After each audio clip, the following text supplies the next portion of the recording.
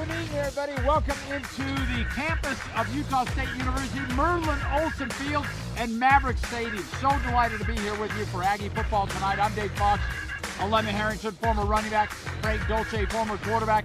And as a matter of fact, let's talk about the quarterbacks in this game. And we'll start with the visitors' dilemma. And McNeese State, Strong he's thrown for almost 800 yards this year. Yeah. Aggies are going to be busy accounting for him. And this, could be the best quarterback maybe that Utah State has faced so far this season. And if you take a look at what they do offensively, you got to start with Jake Strong and end with Jake Strong. He's a great decision maker, and I think the thing that I love about him is he spreads the ball around. He's got everybody involved in this offense. And I like, too, if he doesn't feel comfortable, maybe just call a play and hand it off to Bryce Strong, the running back. There you go. We know Bryson Barnes very well, Frank. We've followed him since way back in high school. 5 touchdowns this year, and they all came last week against Air Force. Might have been his best game of the season. Well, absolutely. Bryson Barnes fits this offense perfectly. He fits this community perfectly. He brings stability and leadership and grit and stick-to-itiveness, and he always puts the defense in a conflict. They don't know how to manage him. Bryson Barnes has been such a great addition to this football team, and I am looking forward to him to keep soaring throughout this football season. Well, we're looking forward to this game tonight. Good to have you with us. It's the Aggies, it's the Cowboys, and it's coming your way right now on the Mountain West Network. All right, let's get this thing going here at Maverick Stadium. Beautiful setting for football. Student section's always just sensational. One of our favorite stadiums to come and call a game at, Maverick Stadium here in Logan, Utah. And the colors starting to change. You drive through Sardine Canyon, making your way up into Logan. I'll tell you, it's a beautiful place. The Herd, one of the best fan bases anywhere. They are sensational. You're getting a good look at them right there. One thing you didn't see about 10 minutes ago, I didn't see this last year when we were broadcasting against the Three Horsemen come. Yeah, the rodeo team came in, and Bronco Mendenhall, for those who are not familiar with Coach Mendenhall, he grew up, on horses. He's still very active in the rodeo scene, even here locally in Logan, and he loves it. And I think that's a new twist that he added. It's a little Bronco Mendenhall touch. And we're underway here. Aggies and the Cowboys. We had a chance to visit with Bronco this week, and he was talking about team roping, I think. Team roping. Frank knew more about it than you and I. Yeah, with his boys. Frank asked him, "Are you a head or a healer?" Yeah, he's a head. I had no idea what you even meant by that, so I was impressed. Well, the head is the easier part of team roping. The hard one is the heel, because you have to throw it down on the ground. Yeah, underneath, and then. But boy, he leaves that to his kids. Bronco loved talking about rodeo. He was great. But right now, it's all about football. Check this formation to start things off. Yeah, how about that? Javen Jacobs goes in motion, and here we go. Miles Davis doesn't get much as he is stacked up. Landon Barrett, the first one to get there for McNeese. Miles Davis, Frank, one of the many transfers, new players on this Utah State roster that came in. We'll have a chance to talk about Coach Mendenhall's philosophy on bringing all of the transfers together. It's kind of like we're all under the fire together. 2nd down, 7. Barnes gets it outside Davis again. And this time Davis gets one out of one tackle, and good yardage enough for a first down. Davis, the former BYU running back, has found a new home up here in Logan, along with close to almost 90 new players on this roster, if you can imagine that. With the missionaries, yes. I want to say close to 30 that are fourth-year players, which is, really a bonus, to be honest with you. Davis again. So it's Davis right out of the gate. One of the interesting comments that Bronco Mendenhall made about Miles Davis is when he arrived at camp and, started off with the program, he was one of the guys that Coach Mendenhall was like, that guy's not seeing the field. He's got a lot of work to do. And to Davis' credit, he put himself to work and got it done, and now he's a star in the backfield here. 2nd down, 3. Javen Jacobs comes in, and the transfer from New Mexico. Obviously played for Bronco last year. And that's always, a comfort for a coach who's got some familiar faces with all the new faces that are here. He did bring a few players with him from New Mexico and some coaches. He's got a number of coaches that have been with him for years, including the offensive coordinator, Kevin McGibbon. First down. Jacobs goes in motion, and this time Barnes will throw, and he fires downfield. And might have been a little confusion on the pattern. He was trying to hit Braden Pagan. Pagan also a transfer and the most productive receiver so far this year for the Aggies. Well, almost everyone on this depth chart is a transfer. I mean, I think we're going to say that every time. Yeah. So maybe Also we get more a transfer. specific. A transfer from UCLA. Yeah. Or we'll just tell him if he's not a transfer. Yeah, that might be the better approach. Barnes going in motion, empty set now, direct snap. And trying to get outside Anthony Garcia, and that's well read by the defense. Shoes Brinkley got in there, young man out of Philadelphia. Garcia with a touchdown pass this season in that Wildcat formation. We were talking in our open, Frank, about Bryson Barnes, 5 touchdowns this year, but all of them came in game 3 against Air Force. He had a great game against the Air Force. He sure did. 331 yards total offense. He's an explosive guy. When he gets on a roll, he's very hard to stop. Yeah. 3rd and 9 here. He's going to take off, and Barnes should have enough for the first down as he leaps ahead and inside the 40-yard line. I mean, that's just pristine Bryson Barnes play right there. Nothing's open downfield. He tucks it, he finds a little lane, dives for the first down to keep the drive alive. Anyone who watched him play at the University of Utah knows that that's in his bag. Markel Price made the stop there. First down again. Barnes to throw. Fires complete near the 30-yard line. Should be another first down. And it is. Good protection up front. Barnes able to just kind of hang out in the pocket and wait for that crossing pattern to develop. Noah White on the reception there. 2nd and short. And again, right up the middle, Noah White.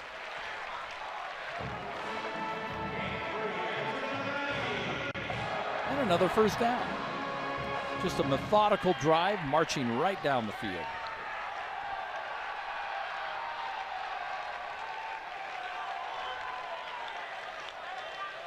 Bronco Mendenhall in his first season after coaching at BYU, Virginia, and then New Mexico. Took a couple of years off in between. Loves being here in Logan. And he's got this team playing well. Yeah, they're going to run that little jet sweep. And trying to get outside, it's White again. And White, flag just came in late. He's got first down yardage, but let's check the flag. Little action after the play, after White was down.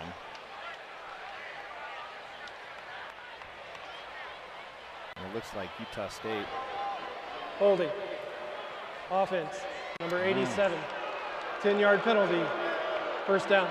So that's the tight end, Brock Lane.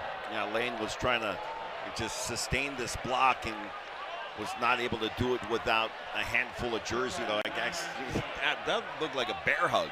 By the way, not a transfer. We've called him several times over the years. Brock Lane's been both tight ends, Josh Sturzer and Brock Lane.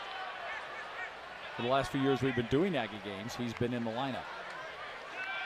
And just lofting that pass up and into the arms of Javen Jacobs. Pretty well read, though. Really nice job in that McNeese secondary, coming up and making the stop. Reading that, diagnosing it, coming up.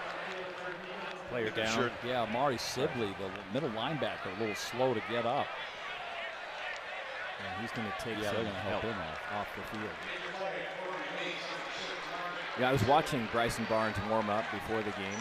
And you'll notice, like that last throw, he didn't really have his feet set. He was kind of skipping around, and then he jumped up in the air and tossed it. Like, he throws a bunch of his passes without, like, having what you would consider the typical quarterback set your feet, throw the ball downfield. He has all of these weird, like, arm positions and body positions and on different feet. And And that's what he was practicing When he was warming up. Is all the different different types of throws. all the off But balance you know what? stuff. It makes it hard for coaches to be able to evaluate because they're looking for certain things. They're like, what was that? But it worked. I think I like it. Yeah.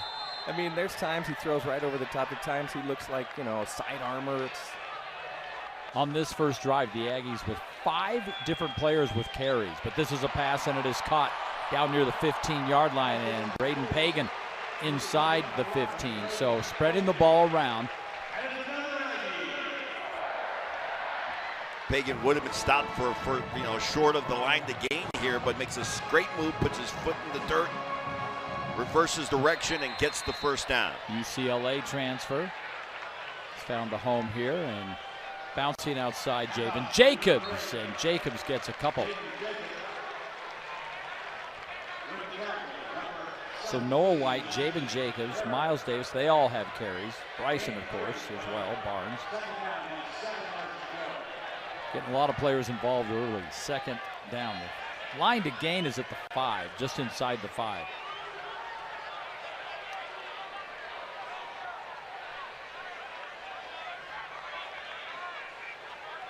Here comes that jet sweep again, and Brady Boyd cuts Very it close back. to the first Very down, but close.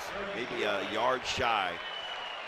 See, Barnes almost fell over handing that ball. Boyd was not going to let it go. Oh, he enthusiastically received the Right here. handoff here. Said, man, you almost took my arm with you. I mean, I'm going to need that arm later today. It's just he's non-conventional. I think that's how I would describe I like that description. Bryson Barnes. So 3rd and a yard. Jacobs and Davis in the backfield.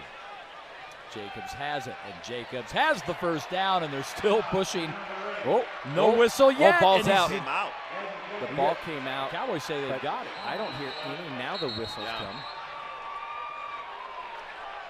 Was the forward progress stopped or not?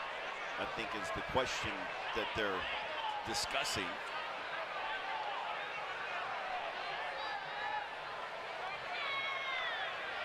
Well, the pile looked like it kept moving, and I didn't hear a whistle on the field. Yeah.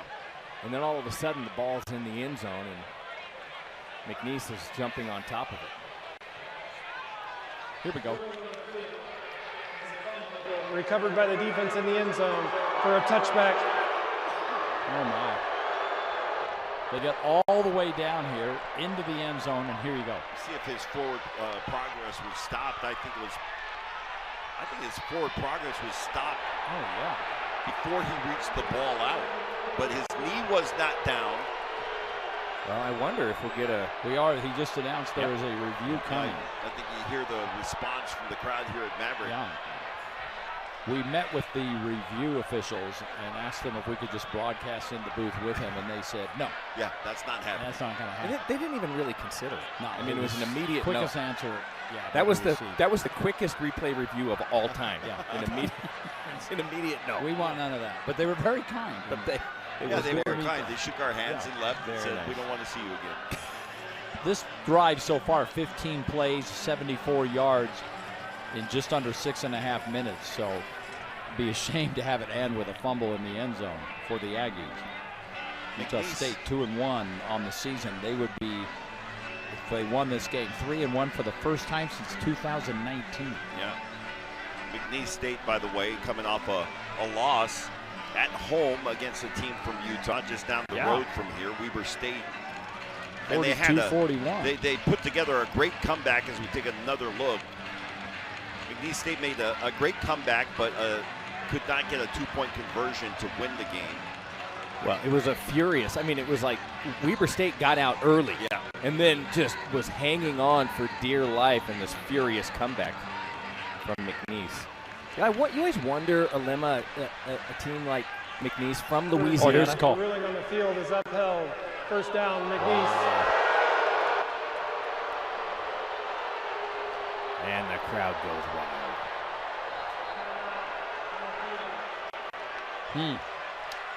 All right.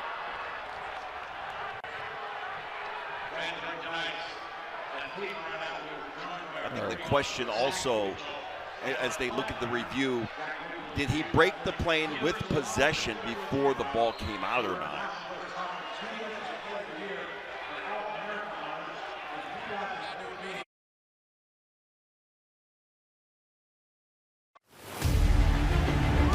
It's Bedlam tonight here in Boise.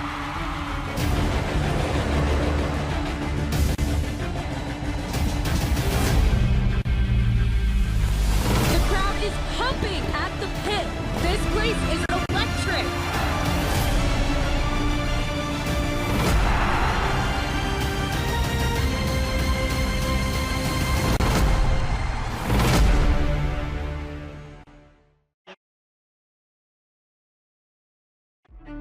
With the Mountain West app, it's your game, your way. Designed for superfans like you, so that you'll never miss a play. We've got you covered with free access to thousands of Mountain West games, from your phone to the big screen. Stream live games, watch highlights, and unlock exclusive content anytime. Download the app today.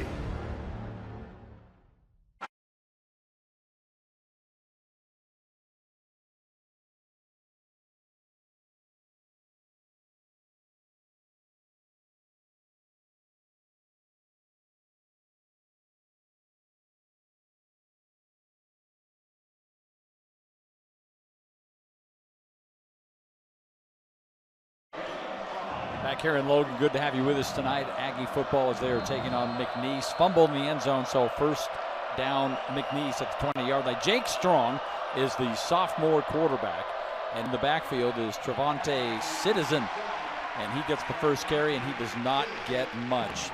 Strong coming off a really nice game against Weber State. He racked up 323 total offensive yards, 4 touchdowns. Also received the Player of the Week on offense for the Southland Conference. So we've got two sitting players of the week then, because Bryson Barnes. Well, and on the Davey O'Brien for Bryson Barnes. Okay, quick pass. Was that nearly picked off? intercepted. Is a pick. I think it hit the turf. His reaction. But don't you have to try and sell it?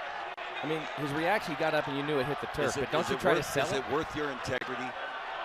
I don't know. Ask us soccer. Ask us any soccer player. Is it worth your integrity? Oh, man. So 3rd and 9.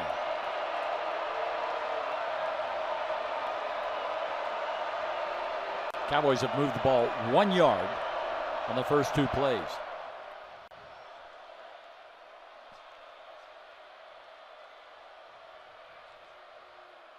And Strong again to throw, and Strong nearly wrapped up, gets out of it, and throws high and out of bounds. And no flags. He was trying to hit Josh Jackson, but that ball came in high and hot. Frank is a former quarterback. We all know that Bronco Mendenhall, he brings a 3-3-5 defense. Mm-hmm. It's unique. It's different. Yep. And as you're a quarterback and you're looking out, you don't see it very often, or maybe this is the only time you'll see it all season. Right. What's going through your mind when you're seeing the initial setup, what your pre-snap look? Yeah, well, you just you have to come into this game with a lot of film work to just try and understand any keys that you can. If people are walking up toward the line of scrimmage, here's a nice, wow, that's a good looking punt right there. Fair catch called for and made by Javen Jacobs. But you're just reading based on the film work, you're reading any key that you can to tip off what the defense is doing. That time it looked like Strong was caught unaware that the pressure was coming. But he did show that athleticism we talked about, the escapability without taking the sack.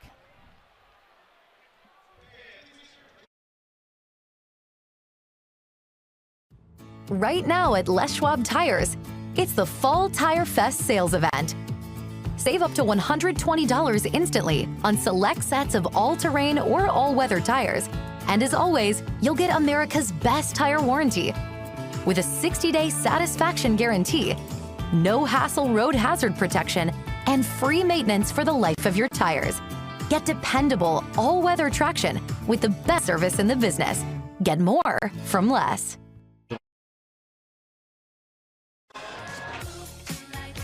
When you need inspiration, it's worth shopping Smith's for mouth-watering meals and appetizing ingredients. Our low prices add up to big savings with over $600 in digital coupons each week, plus up to $1 off per gallon at the pump. At Smith's, you always get big flavors and big savings. Smith's. Fresh for everyone.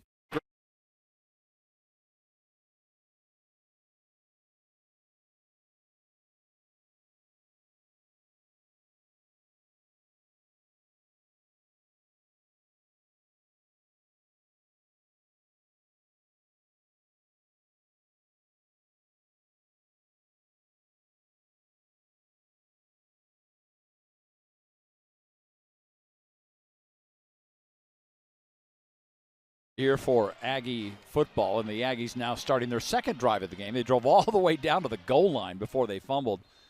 And how about this? Now 7 different Aggies have touched the ball at least once, and 5 have at least 10 yards gained. And Barson, that's a combination of Bryson and Barnes, hit from behind right as he let that ball go. And he's looking downfield to limit his receiver. He's trying to encourage him to get out of that break a little sooner.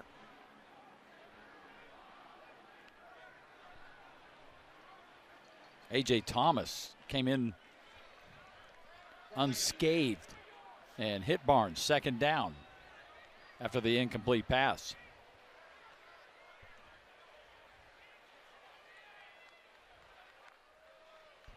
Barnes again, plenty of time here, firing downfield, caught and out of bounds. Josh Sturzer, the graduate. Did not have the ball secured as he went out of bounds. Wow. And it actually hit the turf on the sideline there. Take another look here. Nice pass from Bryson Barnes, who he released that ball before from his big tight end. Sturzer made his break, but Sturzer just could not hang on to it. Sturzer, the graduate senior out of nearby Taylorsville High School. So now 3rd down and 10. And Barnes again, quarterback draw. And Barnes is going to take off. Good yardage. And he gets another first down. And Mari Sibley finally brings him down. But Barnes with a couple of first downs tonight using his legs. Watch right here. He's going to have to avoid the umpire. And and ends up breaking it to the left, but does get the first down. I think the umpire also set a pick on one of the McNeese State defenders. Well, he never moved. Unintentionally. He was firmly planted, 13 yards on the pickup. And Barnes' pass caught. Ooh. Brady Boyd on the reception. Another transfer, this one out of Texas Tech. We saw Texas Tech here in Utah earlier today, and man, did they look good. Surprising, I think, what Texas Tech was able to do against the Utes at their house. Yeah, that was rough. Utah just looked awful. 2nd down 4. Miles Davis in the backfield next to Barnes. And Davis has the ball, and Davis cuts back. He's going to be close. Be about 2 yards shy of 3rd and 2 coming. One of the things you notice about Bryson Barnes, he's so disciplined that he always carries out the play fake and then the pass fake. He's one of those guys that is very disciplined in that regard, undisciplined or I guess just unconventional at times. Yeah, he's unconventional. That's exactly right. And Barnes, there's a flag down. As of now, he has the first down. Let's check this. Yeah, this will likely be a procedure penalty. It looked like Davis may have been heading upfield early before the snap, Alema.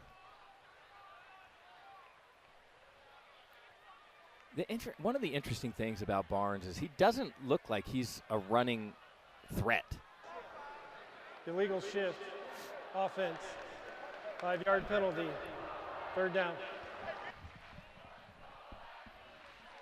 You don't. No, but he looks like he'd be tough to tackle. Yeah, you don't look at him and say, hey, he's gonna pick up 10 yards on 3rd down and 10. Yeah, he still looks like a state champion wrestler. Well, he does, and especially if you watch him warming up, he does look like he's gonna take you to the mat, right? So that'll back it up and bring up a 3rd and 7. And Barnes again to throw. Just does get rid of it. Wide open.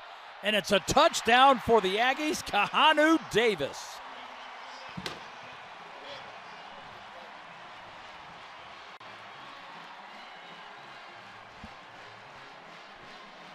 You know, when that happens, Alema, there's probably a little miscommunication in the defensive backfield. Oh, that had to be a breakdown in the backfield. There you go. And Kahanu Davis out of Kapa'a High School in Hawaii. Wide open for this one. You're familiar with the high schools on the islands. Is that one of the... That is not on Oahu. Okay. Are they competitive? Kapa'a? Yeah. Not necessarily. Okay. Look at this. Look at this, 2 points. After the 45-yard touchdown, they're going for two, and that comes in a little low for Sturzer. Huh. Interesting. 6 plays, 61 yards. Took him just 2 minutes. And that 45-yard touchdown to Davis. Kahanu Davis. Yeah, Garcia was looking in the end zone to find Sturzer, but just a little low. Could not get the 2-point conversion. Aggies on the board, 6-0 here in Logan on the Mountain West Network.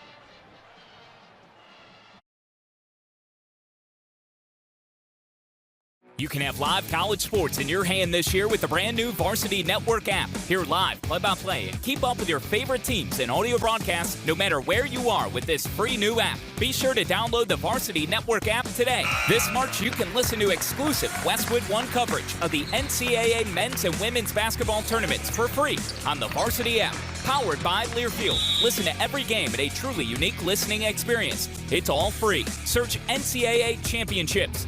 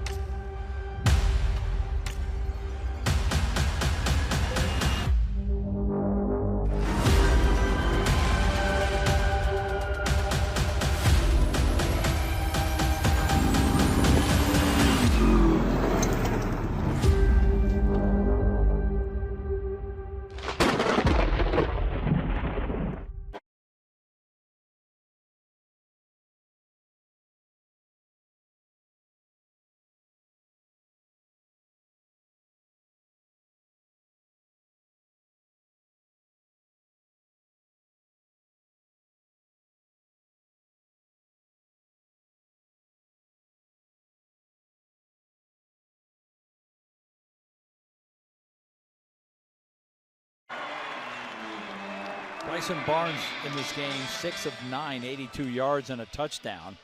He's also carried the ball a couple times, 25 yards, 2 first downs. And both those carries were on third down when they needed it. Oh, that one to start the drive, 3rd and 10, yeah. Direct quarterback draw. Picked up 10 yards, short kick. And the kick fielded inside the 10-yard line by Cam Senegal.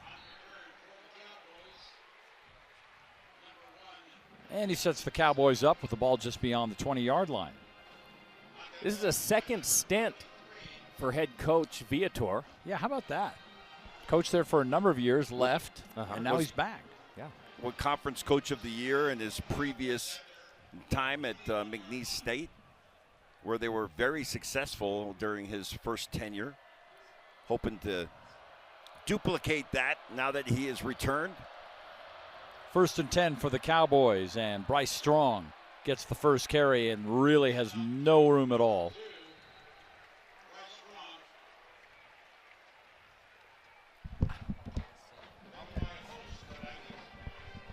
Well, Aggies charging to the football. Yeah, so far the Aggies front 7 are dominating the line of scrimmage on defense. I'm so glad you mentioned that. We always talk about a bunch of the skill position guys and what's going to happen, but if you really want to know what's happening in the game, watch the trenches.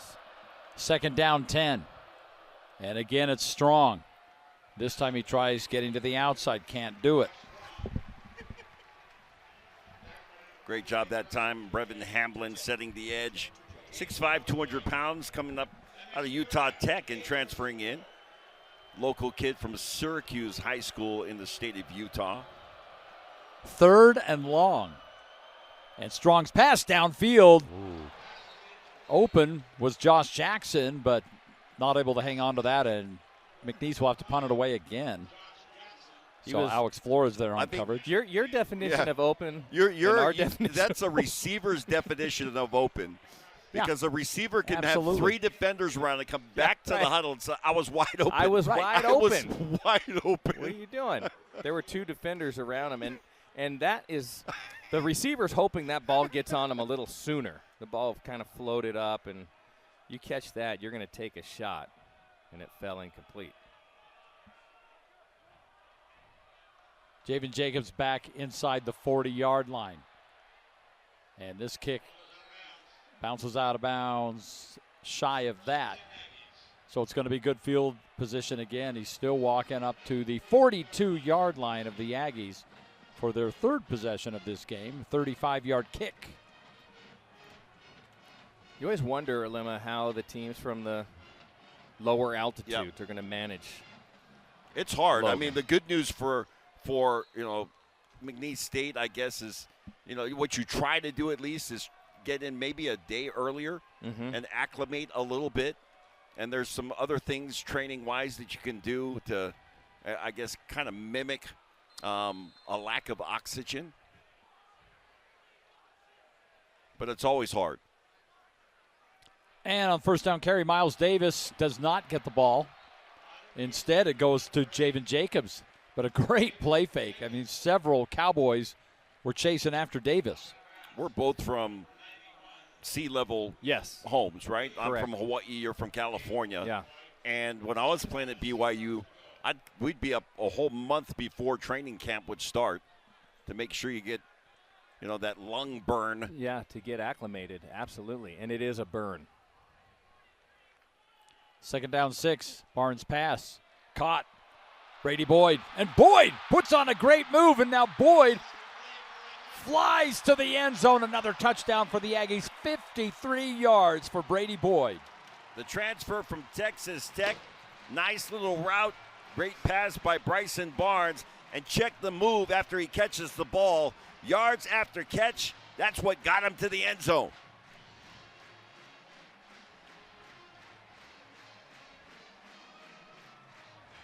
Yeah, and Boyd showing the foot speed, able to outrun 3 defenders after the catch into the end zone.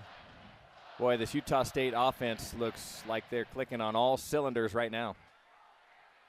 Point after is up, and it is good from Tanner Rinker, the sophomore who's hit all of his point afters this season.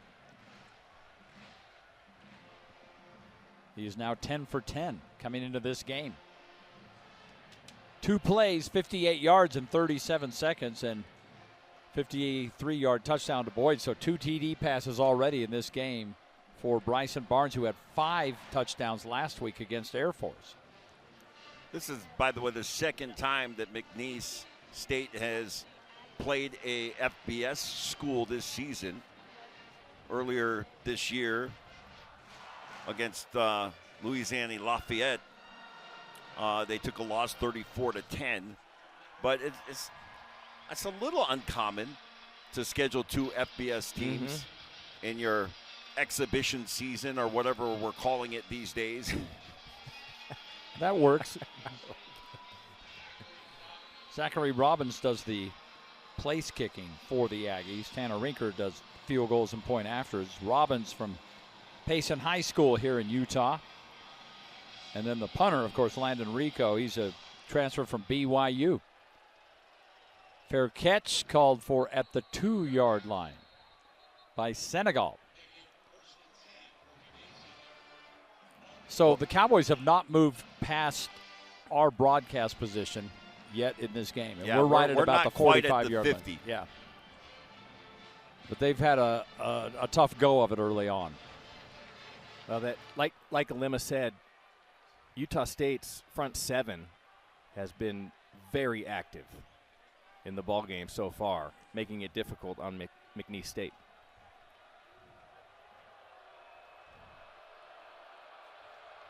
All right, first down, and it's Citizen. Trayvon Citizen picking up 3. That time, nice hole for Citizen up front by the Big offensive line for McNeese State. Good pickup on first down. Citizen's been the most productive runner for McNeese this year. Second down 6.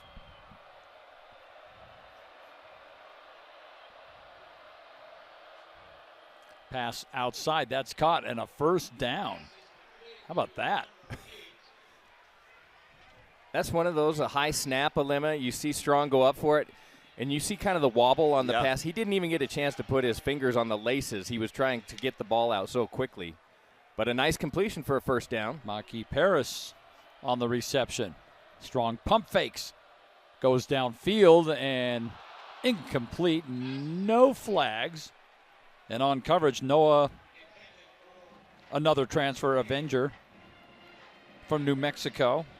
He has 2 interceptions this year. He was jockeying for position back there, trying to get in front of the ball. Could not get around the intended receiver, but he was close to having interception number 3 on the year. Yeah, Avenger has played really well in that secondary for the Aggies this year, and Citizen nowhere to go.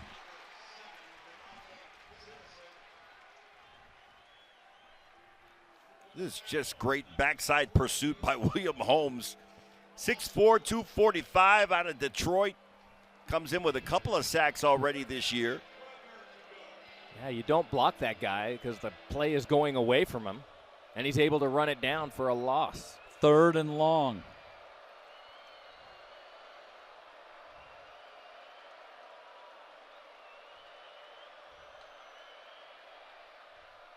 Strong firing downfield and again trying to hit Senegal. He's tried to hit him a couple times with blue jerseys all around him. Yes. That would have been a tough pass. That time he had complete. He had a little time in the pocket. So good protection, but was just a little off target on that throw. So another opportunity for the Aggies to get the football back again. They've really been to the end zone on every drive tonight. Ooh. Of course, one trip ended up with a fumble, but they got to the end zone either way. That was a heck of a punt. It sure was. You know who doesn't mind the altitude? Is the punter. The punter. Punter's like, look at my average per kick, coach. 53-yard punt. Wow. 5-yard return. He might enter the portal after tonight. It's like any of us. He's going to go to a high altitude. That are up here in Utah and you're playing golf and then you get down to sea level and it takes 20 yards off your drive. You're like, what just happened? What happened? Thick air.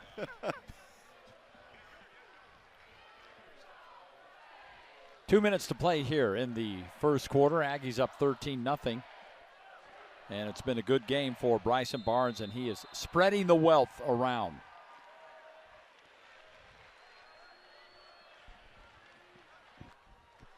And on first down, Barnes, quick pass to the outside. That is caught by Anthony Garcia. Garcia gets 4. Garcia, multifaceted athlete. He's got a touchdown pass, and he'll come in a wildcat situation and take a direct snap. Capable of running, throwing, and receiving. Second down 4 for Barnes.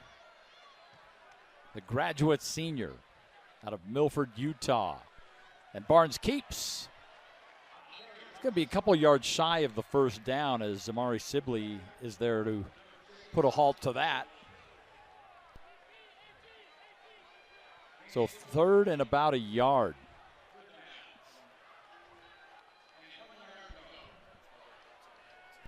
Really good situation here for the Aggies. They've been very productive.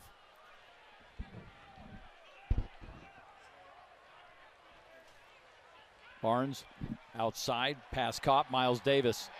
And Davis has the first down. Well, there you go. 3rd down productivity off the charts so far. 4 of 5 on the evening for Utah State. Yeah, how about 4 for 5?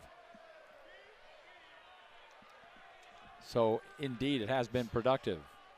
Good look at Miles Davis, who again transfers in from BYU.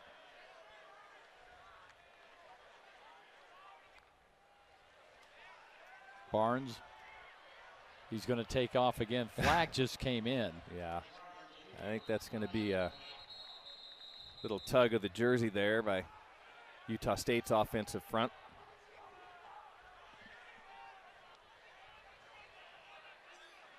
I got to imagine, Frank, as we wait for the call,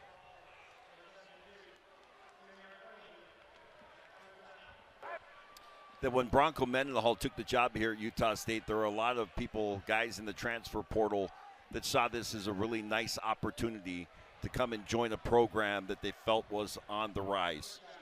I don't disagree with that at all. And then when they got here, I think they realized and understood, like, I think I've made a really good decision. Yeah. The way Coach Mendenhall has managed it.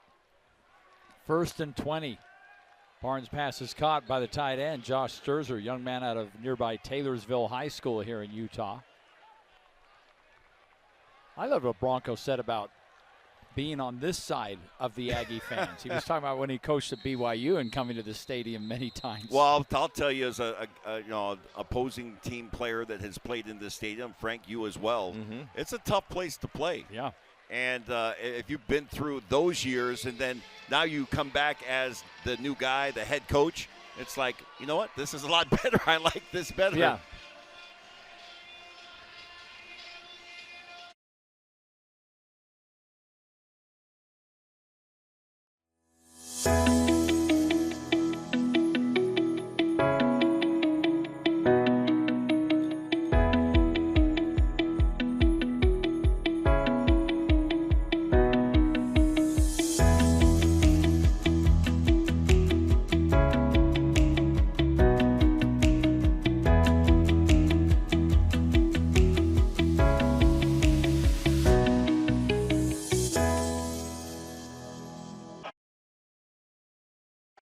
Your one stop for all college sports is the brand new Varsity Network website, thevarsitynetwork.com. Keep up with your favorite teams and the rest of college sports no matter where you are with thevarsitynetwork.com. Be sure to check out the Varsity Network website.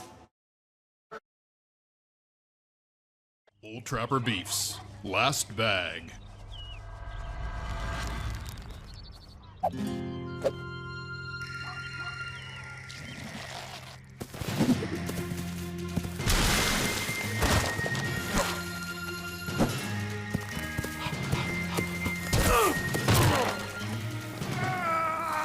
You know there's plenty for both of you. Old Trapper, what's your beef?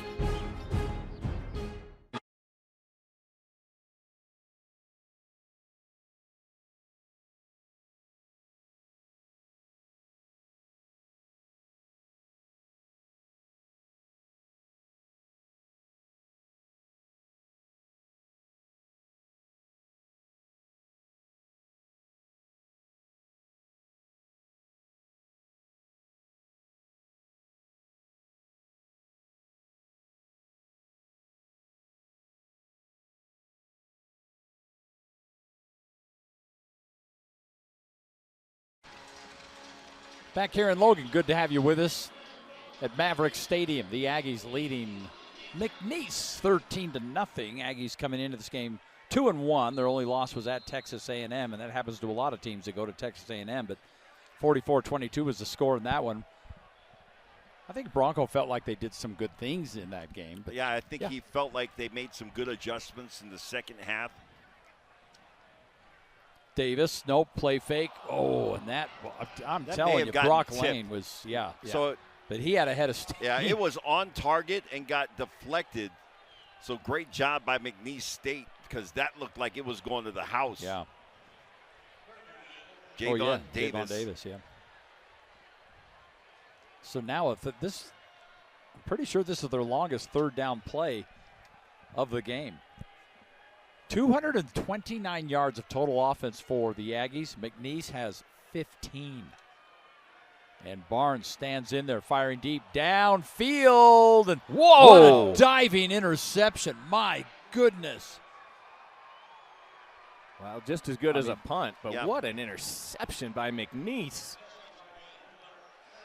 I think Barnes Lewis had his came tight end up on with the that. seam route. I think he did too. I mean, had that Wow. ball just been thrown a little more to the inside, Pagan may have gotten to it, but what a terrific play. Spectacular interception. Yes.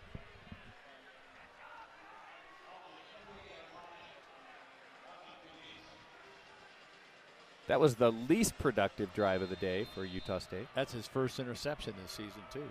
Just got that note from from the sources. Well, you notice there's no interceptions listed on my spotter boards that I provide for you two, free of charge. So all I had to do was look at it. Did that feel petty to you, Frank? You know, we try to You'd think a hot dog once a month. We try to let Dave be productive in his off time, and then that's how he thanks us. That's what it is. Okay, you're teaching me how to be useful. Second down, 10.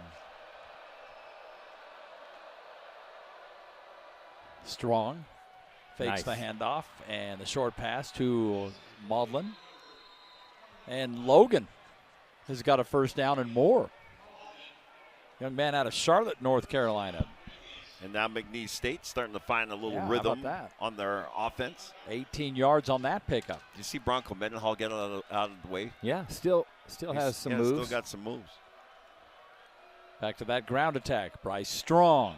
Oh, and he has hit a wall after about a yard and a half. Oh. And he is caught under the pile and came out a little gimpy. He's going to head to the sideline. Well, I think he landed awkwardly. Oh, I hate to see that. It looked like McNeese was starting to get a push on that defensive line, and all of a sudden it got shut down.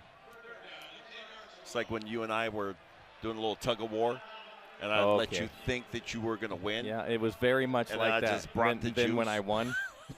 Brought the juice. 3rd and 9. Excuse me, 2nd and 9. The limit did go to BYU, so they really did bring the juice. Easy. The pickle juice. We'll 2nd down 9. We'll go with the pickle juice. Beautiful fall night, by the way. You normally need the pickle juice when it's a lot hotter than this. Just a great night for football. And not much there.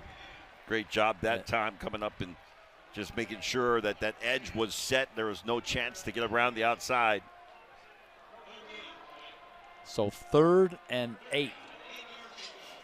A little over 8.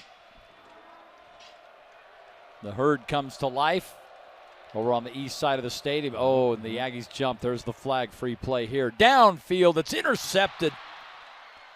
It's intercepted, but it isn't going to matter. That's going to be a 5-yarder. Still going to be 3rd down. Noah Flowers out of Alta High School with the interception, but it will go for naught.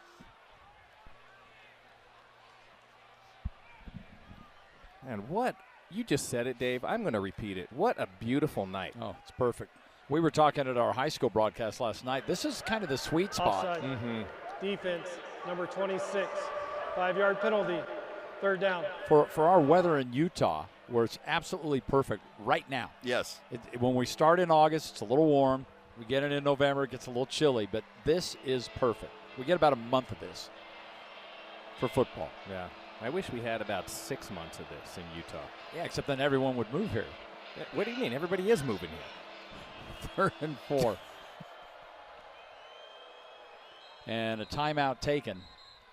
It's a big down for McNeese. They're going to make sure. Yeah.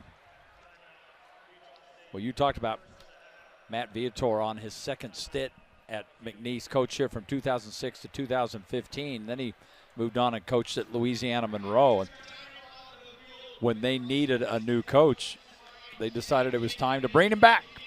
And we'll come back after this.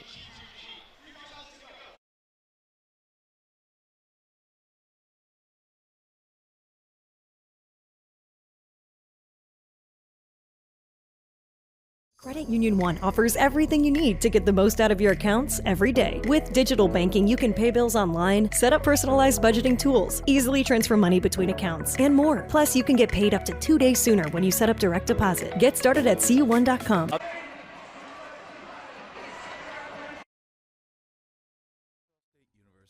Edith Bowen Lab School, Joel Lopez takes his curriculum outside to solve real problems. He develops hands-on field experiences like teaching in the floating classroom and guiding students to preserve ecosystems. This connects their classroom learning to the world around them. I am an Aggie, and I create classrooms without walls.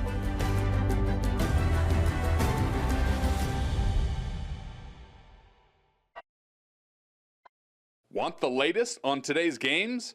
Just tell Siri, show me Mountain West football scores.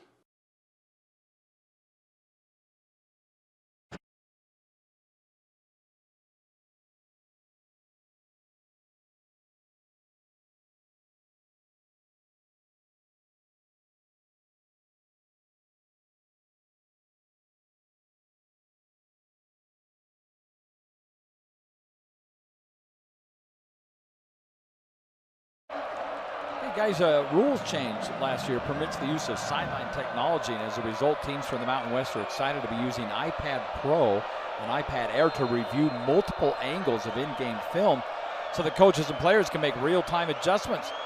And they actually have them for both home and away teams to keep it a competitive balance on the field. The use of video also benefits the medical staffs and video reviews and whatnot as we go deep downfield and complete. So how about that? Technology. Multiple video angles. They're all available on iPads, allowing the coach to see what's going on in new and unique ways. I'm trying to think if that kind of technology would have helped my career or not. Well, I don't know. They were using sticks and bottle caps. Yeah, when you were playing, we were 40 years away cap? From an iPad. That's the linebacker. That's the linebacker. Yep. Here's the safety. Here's this bubble gum wrapper. Here's the safety. So 4th down after the incomplete, and the Aggies have held once again. Cowboys are going to have to punt it away.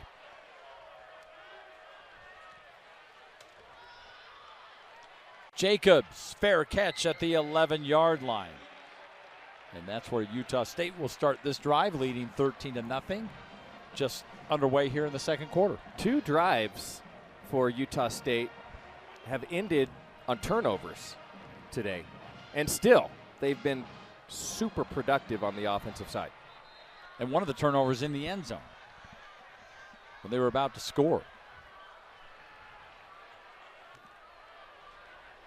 I feel like we've been following Bryson Barnes forever. I still remember him playing high school ball here in Utah. And of course, a graduate senior, played at the University of Utah before transferring up, and has really found a comfortable spot here in Logan. And first down for Barnes gives to Miles Davis.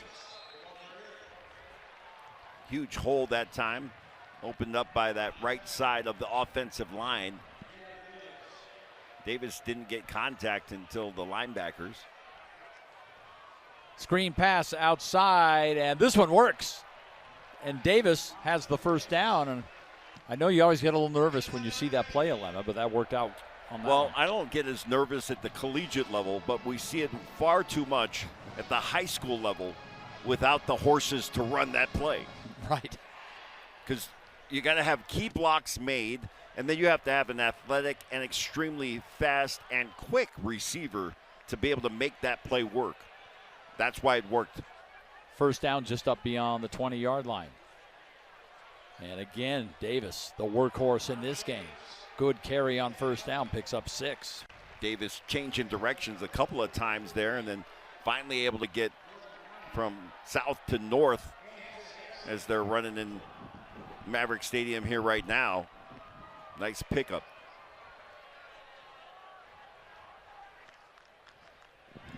Second down for Barnes as he looks to the side. Kevin McGivern, the offensive coordinator, who's been with Bronco Mendenhall for some time, as have a number of his assistant coaches. And getting outside, Jacobs. I think, Fox, to your point, Bronco was saying that the number of coaches that he has, not that have just been with him for a long period of time, but that actually played for him. Yeah, I saw Jan Jorgensen walking down the hall just a minute ago. That's right. He's one of the coaches up in the booth. And the important point about that, Atlanta, is they all understand the culture. That is very important to Coach Mendenhall. 3rd and short. Jacobs now in the backfield. Vacates, and here goes Barnes. And Barnes' pass caught and dropped in and out of the hands of Brady Boyd. So 4th down, and they're going to have to kick it away. Davis in coverage doing a nice job. He's had a couple of pass breakups here.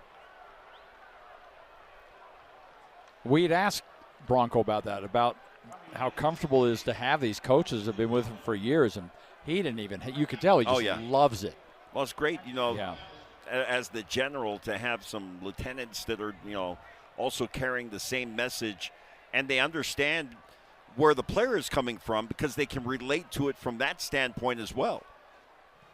Kick is away. Ooh, here's a good one. Another great kick for Rico, the BYU transfer. And the return is on, but the Aggies get there pretty quick, just outside the 20.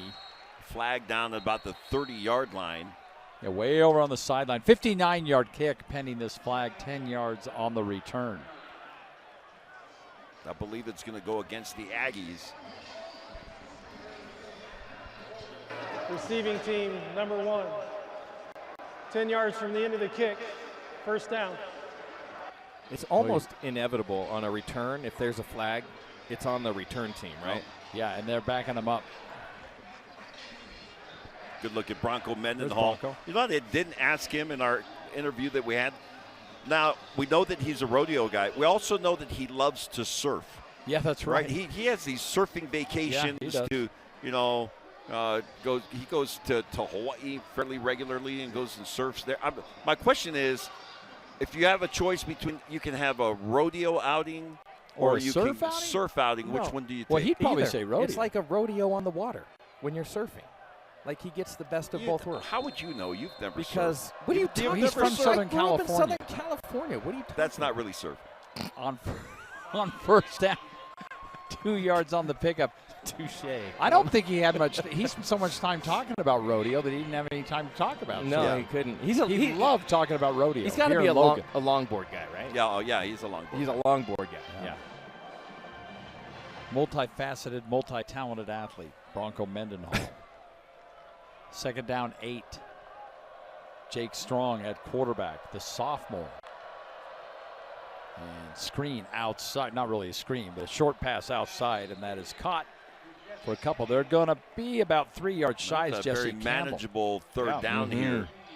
That is a nice completion there. Great job by the receiver ducking a tackle and picking up some extra yardage. 3rd and 2.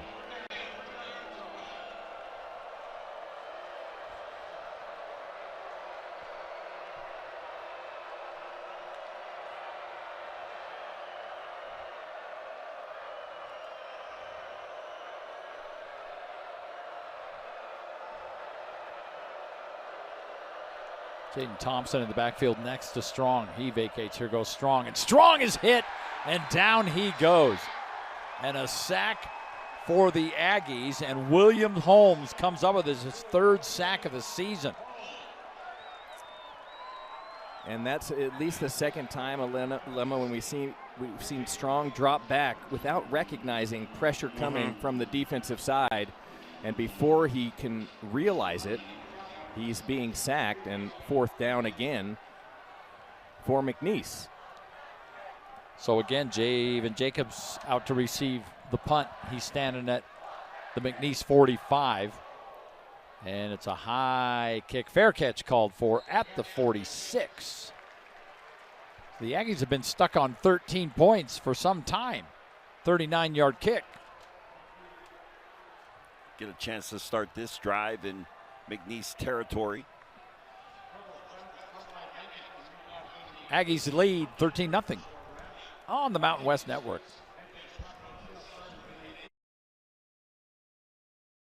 Old Trapper Beefs. Energy emergency.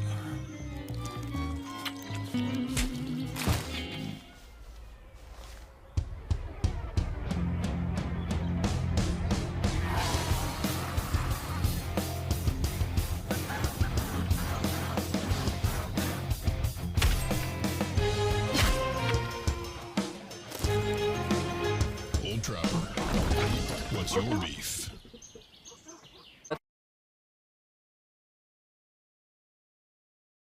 Gatorade has the #1 proven electrolyte blend, designed to hydrate better than water.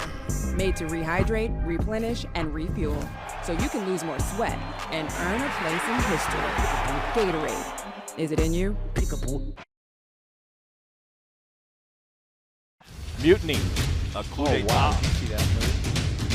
Hey, how did your grandson do that? Well, he got in with a couple minutes left.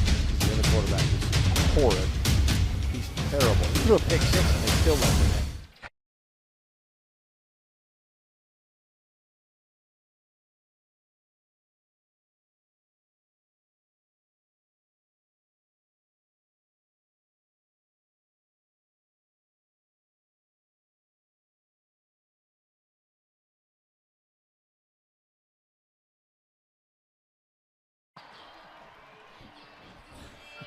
Back here in Logan. That was entertaining. I don't know if that was real, though. I don't think that was that real? We saw one of our men in blue there dancing with the Aggies mascot. All right, first down for the Aggies. Bryson Barnes at quarterback, and Barnes has to unload that, and it's out of bounds. The pressure was coming, trying to hit Jacobs. He was fortunate just to get rid of that ball. One thing about this field, this stadium that I never experienced, all the stadiums I played in, I've never been in a stadium where the stands were this close to the sideline. So close. It's like 10 yards. And even in the end zone, in the south end zone, if you're running the route, you got a chance you might hit the wall. Barnes has only completed one of his last 5, but look at this. Miles Davis, huge pickup all the way down inside the 30-yard line. They're going to spot it at the 28. What do you call that, Alema? It was like a slow weave through the serpentine. Serpentine. I call it 18 yards on the pickup and first down.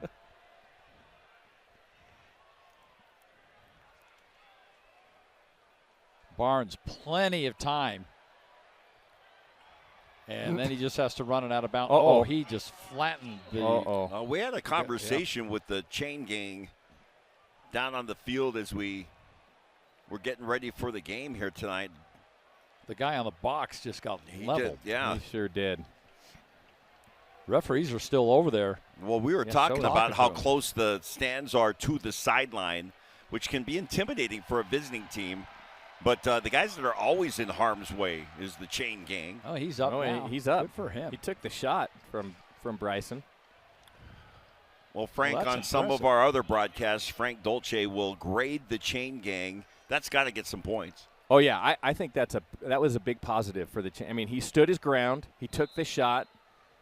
Popped right up. We'll see if he gets the down marker right. Second down, 12. Miles Davis. Davis gets to the outside, and Davis gets to the end zone.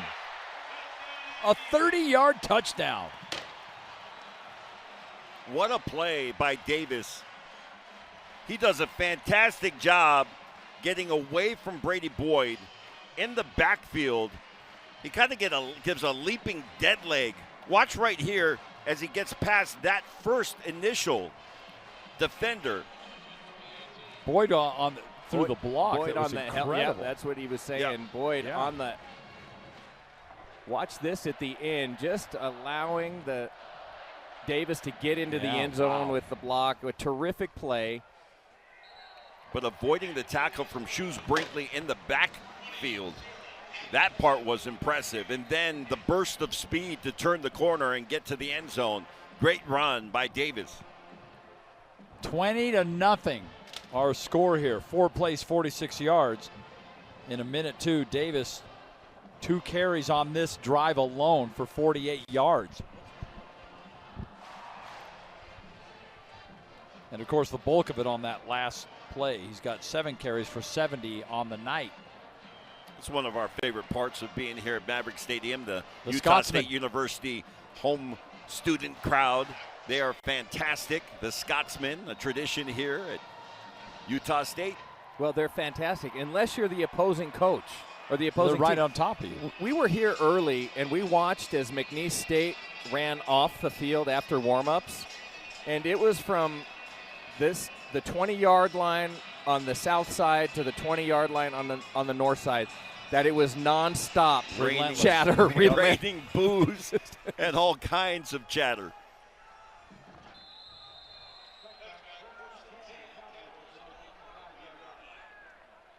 Yeah, we like to watch the chain gang and see how active they are on the sideline. I think the early grade is pretty good. I mean, yeah, I think they're good. We'll give a mid-turn grade at halftime. Well, we're all looking forward to that.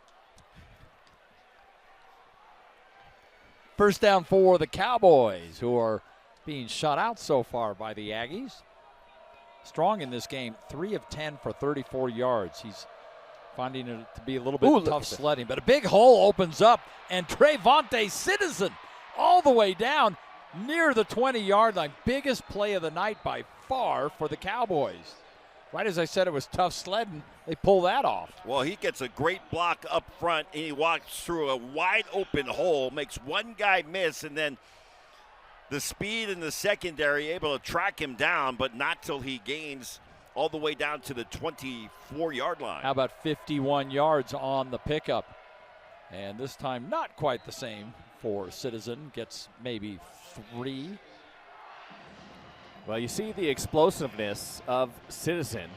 Just needed a little seam. That's all he needs is a seam at the line of scrimmage to break into the second level. But Utah State's front 7 has been so good tonight, it has been difficult to find that seam.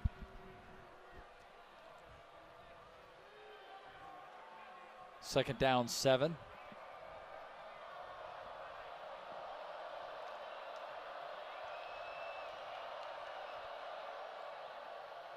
And again, this time it's Colby Ham. That time, that front 7 shutting it down almost immediately. No hole to run through that time. So back-to-back runs that have totaled 4 yards. So 3rd and 6. Well, we'll see what McNeese dials up here. Maybe a draw, maybe something in the screen game. Ham in the backfield next to Strong. And Strong to throw, gets up, wide open, out in the flat. And Jonathan Harris, how about that? Gets to the end zone, and the Cowboys are on the board. Bit of a gamble that time from Utah State. They brought the house. Nice job by Jake Strong to diagnose it quickly, get the ball out, wide open, and a touchdown for Harris. 20 yards on the play. Here's the goofy lineup for the kick, and now they'll shift. But McNeese takes advantage of the big 51-yard run. Yeah, huge.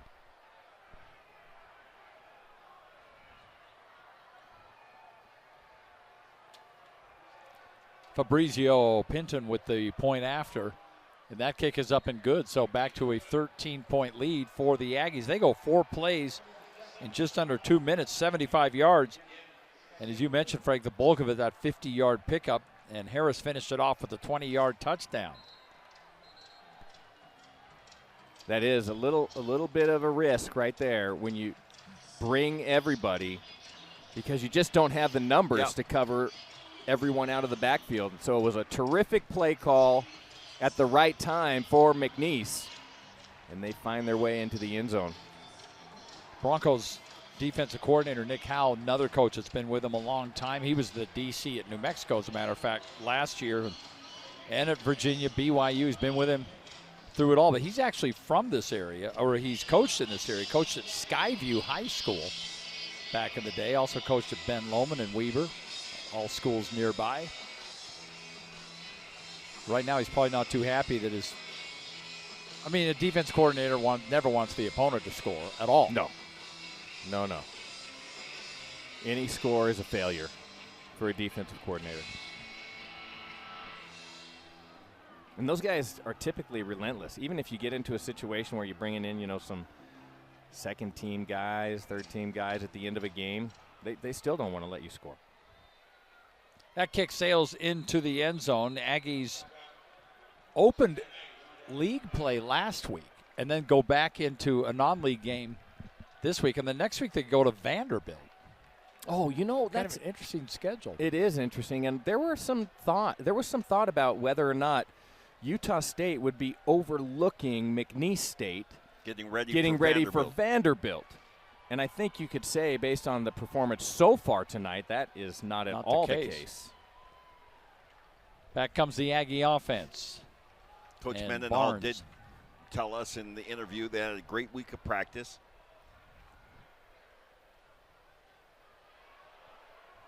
Miles Davis gets to the outside, rolls ahead, pickup of 7. Kind of yardage he has piled up. He's on his way to a 100-yard day if he keeps going at this clip. Yeah, came in with 31 carries, 192 yards in the TD. Also good out of the backfield, 70 yards receiving with a couple of touchdowns. His numbers just on first down are phenomenal. He's got 5 carries, 27 yards. So he's averaging over 5 yards a carry on first down. And look at the hit at the end of that run. And man. That is so critical, your first down plays, because it really determines the rest of that series. And if you can get good yardage on first down, it sets everything up. It opens up your playbook. No doubt, it's critical. And the defense is always trying to make you play behind the chain, so they don't want any productivity on first down. Barnes, if he wants him, he's got Davis wide open, but he wants a lot more than that. Barnes going deep. Nearly another one of those diving catch interceptions, but it falls incomplete. 2 receivers very close together in that dilemma. Maybe a little miscommunication that time between Pagan along with Boyd. And because they were so close together, the safety was able to guard both. That's exactly right. He was able to come off of the seam route to the outside route and nearly make a play on the ball. This formation is so interesting. They usually will shift out of it, and they sort of do, as Davis. Oh, no, instead Barnes keeps it. Another great play fake to Davis. And Barnes ends up with what's going to be about a yard shy of the first, so 3rd and 1 coming. I think that's a crummy spot. Let's see it on the replay. I think that's a crummy spot. They're a yard off. It looked like he was beyond the yard to gain. Yeah. 4 for 7 on 3rd down conversions.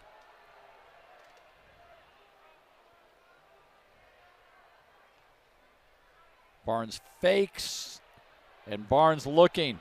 He only needs a yard. He can probably run for it, and he does. Just does get out of bounds in time.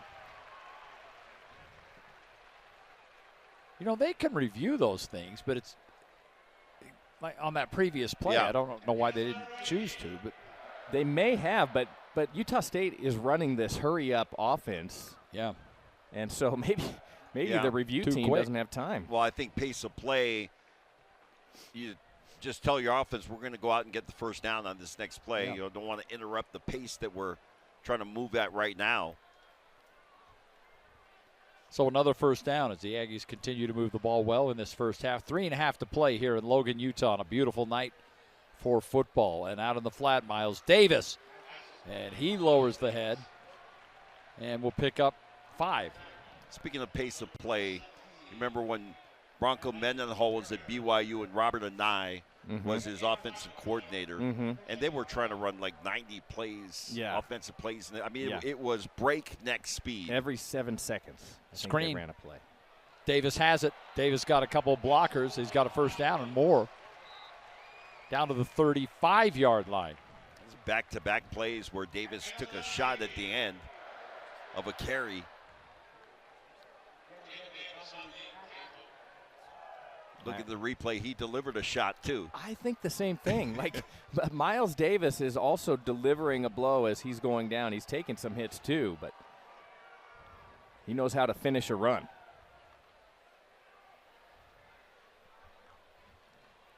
Barnes running all the way. Quarterback draw. What a move. Did you hear the reaction from the crowd? Yes. He sold Sibley. That was like some a crossover at an NBA game where everybody went, oh! Come on. I mean, that is not a conventional. Like, no. It's like my high school coach used to tell me, the thing about you is you're deceptively slow. Yeah. That felt like that move. It was so slow, the defender didn't know what to do with it. That's the 2-minute timeout.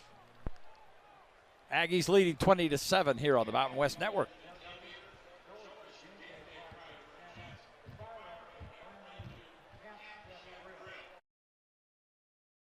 Credit Union One Free Checking has everything you need to bank on the go. Make deposits and more with our highly rated mobile app. And get your direct deposit up to 2 days sooner with CU1 Early Pay. Open your account in minutes at creditunion1.org. Old Trapper Beefs. Tough snacks. Out here, nothing comes easy. That's why you gotta be tough. The truck, it's tough. My crew, definitely tough. But Old Trapper taught me the value of tenderness. Old Trapper, what's your beef? Oh, it's a puppy. College sports fans now have access to hundreds of weekly podcasts that zero in on the college sports world. Now available in the Varsity Podcast Network and part of the new Varsity app. The app is free. Download from the App Store and listen today.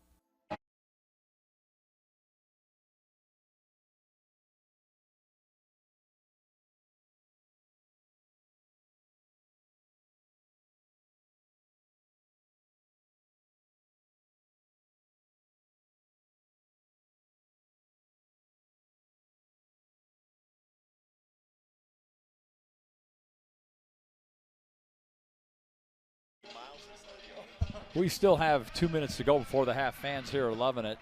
And in that the Macarena has made a comeback. It's a thing. I mean, I remember that when I was in high school. Utah State, they didn't have that in the 1800s. 342 yards of total offense in the first half. Wow. If you like balance, 174 passing, 168 rushing. That's phenomenal. And Barnes, boy, he kept that football emphatically. And here goes Barnes, stiff arms his way all the way down inside the 5-yard line. Watch the fight on this handoff. Well, watch when he stops. The defenders overrun him. Whoops. And he cuts it back. I mean, 23 yards on the pickup, takes a big hit at the end of it.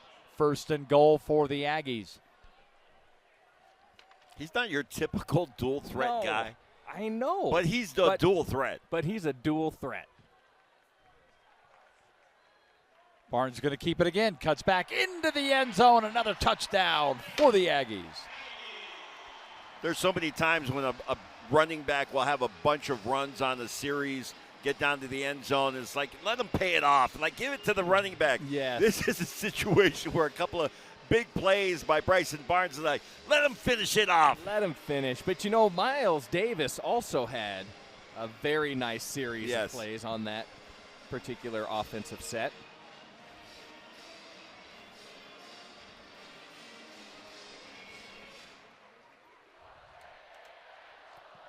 Point after, up and good. And the Aggies now up by 20. Minute and a half to play here, first half.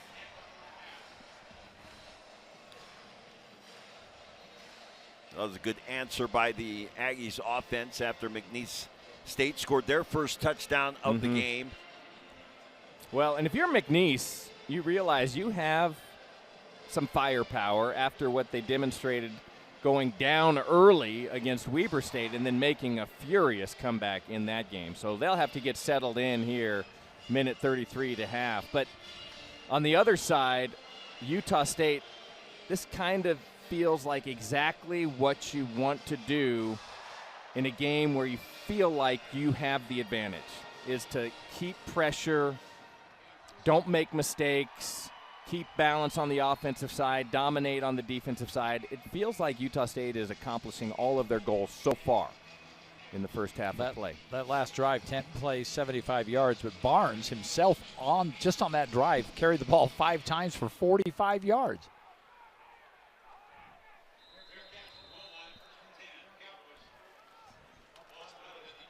I mean, this is an offense Kevin McGiven is definitely built around the talents of his quarterback. And you can tell Barnes is just having a great time. Well, we talked about what a great fit this is for Bronco Mendenhall. You could say the same thing when talking about Bryson Barnes. Yeah. And when we asked Coach Mendenhall, I said, what do you think about Bryson Barnes? He says, I couldn't have a better fit at quarterback for me coming in here to take over this program. Leader both on the field, off the field. Oh, how about that? Giving chase, nearly coming up with the quarterback sack. As Jake Strong manages to somehow get rid of that football. So second down coming. That's our first time really calling John Miller's name. He was so active in the game against Air Force a week ago here at Maverick Stadium. You shared some of the comments that Bronco made about him early on. Yeah. Boys, he had to really work to get that spot, And it's paid off for him. Citizen gets maybe a yard. Yeah, similar to the comments we made about Miles Davis. Yeah. He said John Miller, similarly, he came in and I looked at him and I said, this guy's got a lot of work to do to get on the field. That's exactly what he said. That's exactly what he said. I wasn't sure he was going to make it. Yeah. And it's grueling. Playing for Bronco Mendenhall is not easy. And there's a lot of things that you have to check the boxes on and make sure you're taking care of things both on and off the field. And, like, the defense is not easy to adapt to and learn if you have not come from the 3-3-5. And give credit to John Miller because he has become a star in this defense. Well, it's kind of Bronco's secret sauce as well in taking a bunch of transfers. Yeah.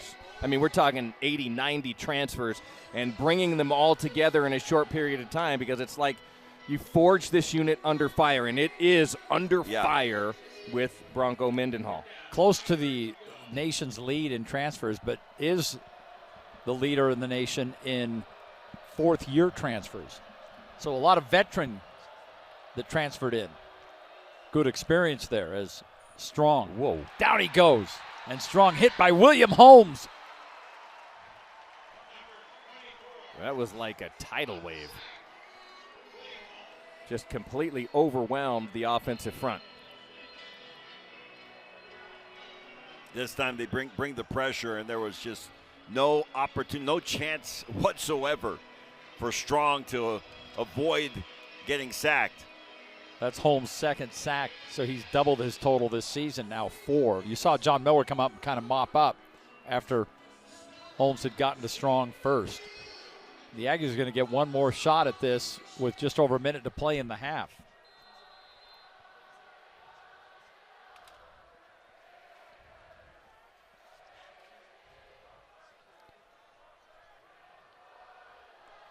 Jacobs back at the 43-yard line. And that is a high kick and a fair catch called for and secured just shy of midfield. So a 33-yard punt there, and just over a minute to play. Plenty of time for the Aggies. Yeah, good they got starting the ball, field position for this drive. Yep. We were watching the guys warm up, punting before the game down on the field, and it is unbelievable how high the ball goes. Oh, we almost got hit a couple times. You had to save me once and Alema I once. did save you, and now I'm regretting it. But I did. Wow.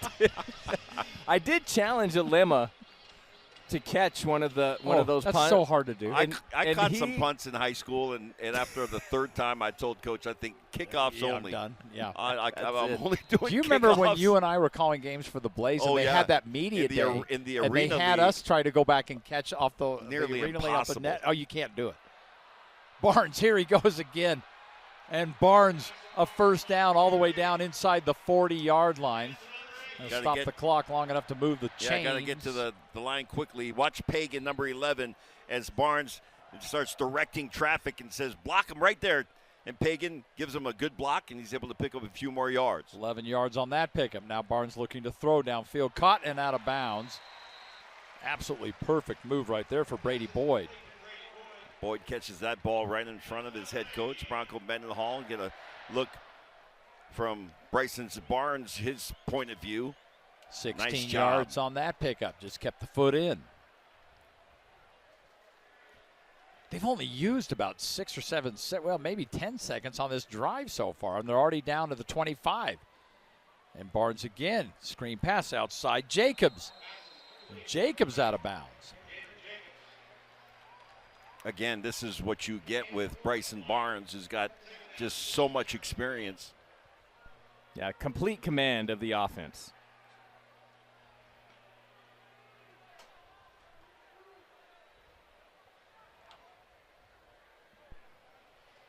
Clock stopped at 40 seconds now, so Barnes gets the final call from Kevin McGivern's staff.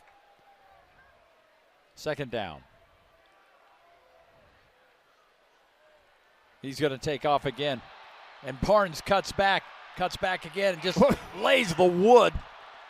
And he's all the way down near the goal line. He Clock gets is to at the 29. 1 yard line when conventional wisdom would have said slide at the 5. Get down. Get down. He doesn't. And now we have a player from McNeese.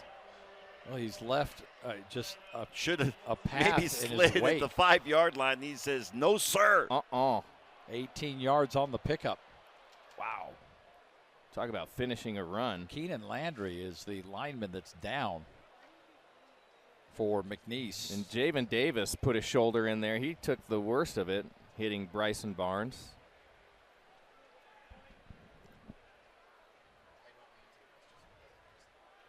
This was a 20-7 game. It seemed like not long ago. And a couple late touchdowns and an opportunity for Utah State again. Remember, they got this ball midfield with under a minute to play and just executed this drive perfectly.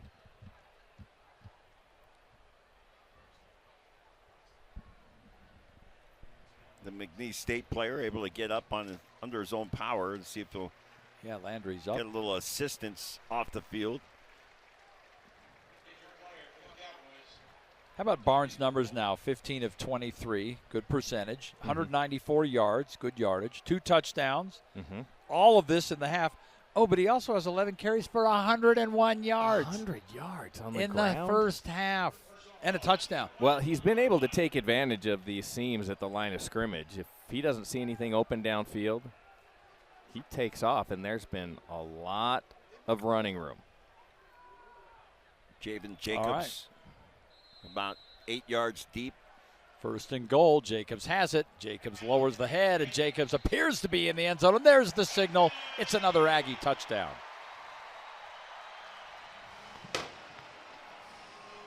I like it when you're on the 1 yard line, Frank. You just tell your offensive line, we need 1 yard.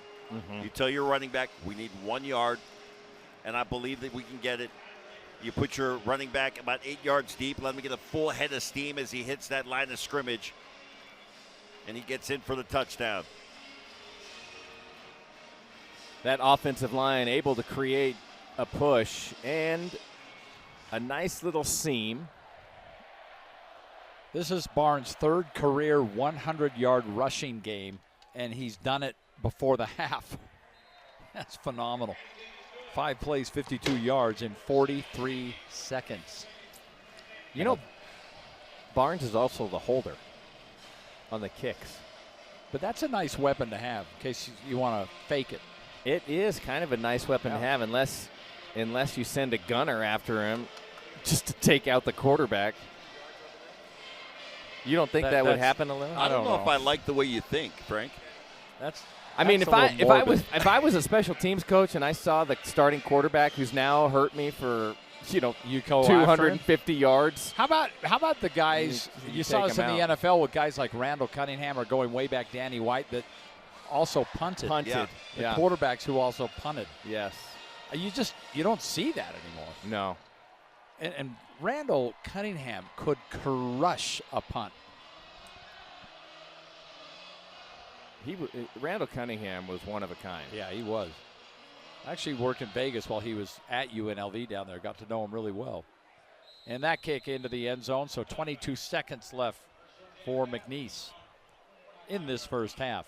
If I'm not mistaken, wasn't Danny White the backup quarterback, but yes, the starting punter? But then he became right. the starting quarterback. You're correct.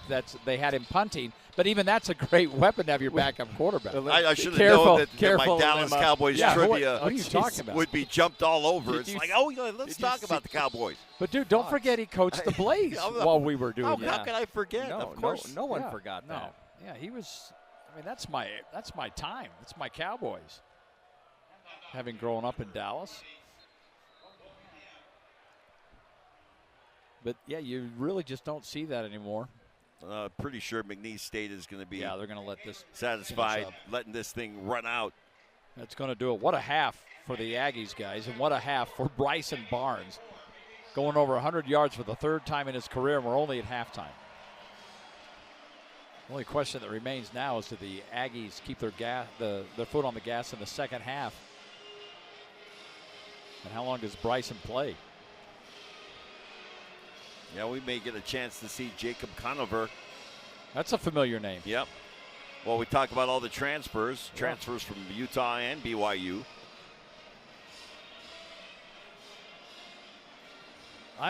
One thing I love about this stadium is how they cross paths going to the locker room. The Aggies always graciously wait while the visitors make their way, and then off they go. Beautiful facility they built some years ago just north of the field here. The Jim and Carol Lobb Athletics and Academics Complex is just fantastic. Great place to watch a game. We got to broadcast a game from there sometime. I think there's a buffet from what I can see. We're at the half here. 34-7 Aggies on KMYU TV locally and the Mountain West Network.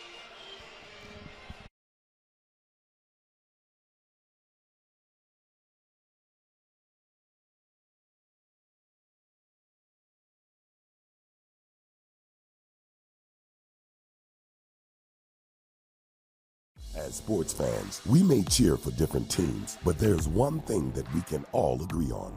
We want the game to be big. And with 3 levels, 30 cabanas, a 143-foot screen, 6 clean pools, and endless cold drinks, it doesn't get any bigger or any better than Stadium Swim in Las Vegas. All sports, all seasons. It's more than a pool deck. Stadium Swim. It's the only thing like it in the world.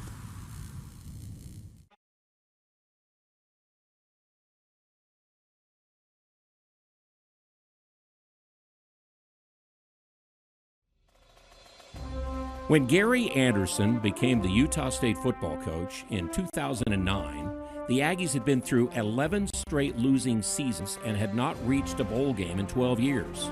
By 2011 and 2012, he led his team into 2 bowl games while winning a WAC championship.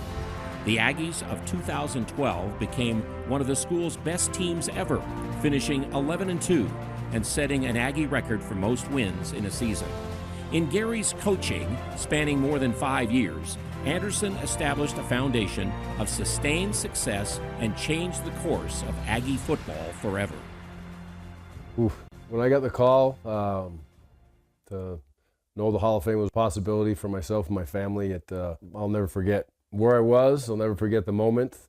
Stacy and I were just hanging out at the house watching a little TV, and Diana gave me a phone call and picked it up, and she gave me the news. And I don't really have words to explain it. Special, awesome, unbelievable. Stacy and I shed a tear together a little bit, for sure. And then I called my boys and said, hey, I need to have a video phone conference with you. And I don't know how to do that. So by the time they figured out how to do it, they thought I was dying. They're like, something's wrong with that. But then we had a very special phone call with all the boys and all the girls together, and like I say, a moment I don't really have words for, and it means the absolute world to me. Utah State was very intriguing to me. It was a job that I knew from very far away, and I don't know, it was a gut feeling inside of me that it was a job that I should go look at, and I did. And actually, the crazy story is when I drove up here, the last words I was told when I left the Utah football office to come up here and potentially accept the job was, Utah State's where good coaches go to die. And I'll never forget that. And I thought about that driving up through the canyon and got to the parking lot, and I called Scott Barnes and I said, Scott, I need to meet with the players first. I need to meet with some players. And I can't, Brendan McFadden, James Brindley, there was three or four of the kids that were there. I can't remember off the top of my head who was there. But instantly, within 10 minutes of that meeting, I knew that, you know what, this is a job I want. This is a job I need to take. And first thing I did when I took the job was I implemented a game plan of what I knew would fit and what I knew would work, which was loving kids and having an athletic director and a president that had an agenda to help kids position themselves to excellence, I would say, in football, academics, and athletics. And we had that with Scott. We had that with President Albrecht. It was fantastic. And there was no outside agendas other than kids. And I felt that when I was here, and I knew that when I talked to the kids. And that was the first thing I did, is get to know those guys.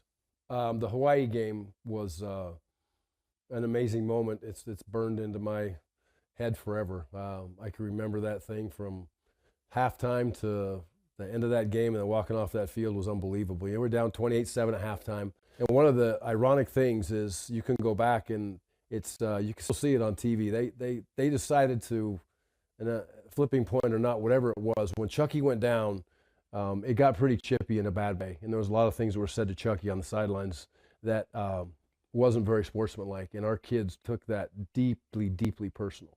And I think they walked into that halftime upset, extremely focused, and kind of a we'll show you attitude. But once we got that win in that game, walking off that field at the end, it was just like, man, this is an unbelievable group of kids. You know, again, it's them that did it. They came back and never quit and kept on grinding and digging and made some special things happen that day. And that's a day that none of us will ever forget. 2012 year was, unbelievable. Those two losses were obviously just gut-wrenching. I looked at every game the last 2 years to where I never thought that, you know what, we went, about year 1 or 2, we went close to Oklahoma. We came close to Texas A&M. We were right there with all those guys. We were fake punt away from at least making Texas A&M score in the last little bit to be able to beat us, whatever, all those things that came back. So we were in some of those games. I felt going into Auburn that, defending national championships, Chucky's a wild card. They've got the spread offense. Are they going to be able to handle it? And again, we walked in with an offensive line we were tougher than Auburn. I mean, we were more physical than Auburn. Our kids were tougher than Auburn. They had tremendous athletes, obviously. In the end of the day, they made the play to win the game. But we came out of that game with belief that we could play and we could beat anybody. I believe that. I think we went into that game with that same attitude. There was no, oh my goodness, we're in this stadium and this Eagles flying around or whatever before the game. It didn't face those kids. They went and played. And that was a great start to that season. Obviously, the BYU game was a tough one. But you look at the rest of those games, and those kids were dialed in every week. They never lost concentration. They were prideful of where they were going, and there were great players. Look at the number of kids in the NFL. Look at the number of all-conference kids. Look at where those kids are now in life and what they're doing. I mean, Keegan, just my boy, oldest boy, just got back from Disneyland with the whole crew of those kids got together, and they're still thick as thieves to this day, and it's fun to see those guys together be tight like that and spend the time they're together. But the championship where was amazing, going down to La Tech, overtime. I'll never forget Jake Dowdy hits him, the quarterback keeps the ball, hands it off, whatever he did, I can't remember, it was inside zone. And all I remember is looking around, everybody's running around. I'm like, did he make it? And the official looks at me and he goes, no, coach, the game's over. And I ran and jumped on somebody's back. Utah State wins.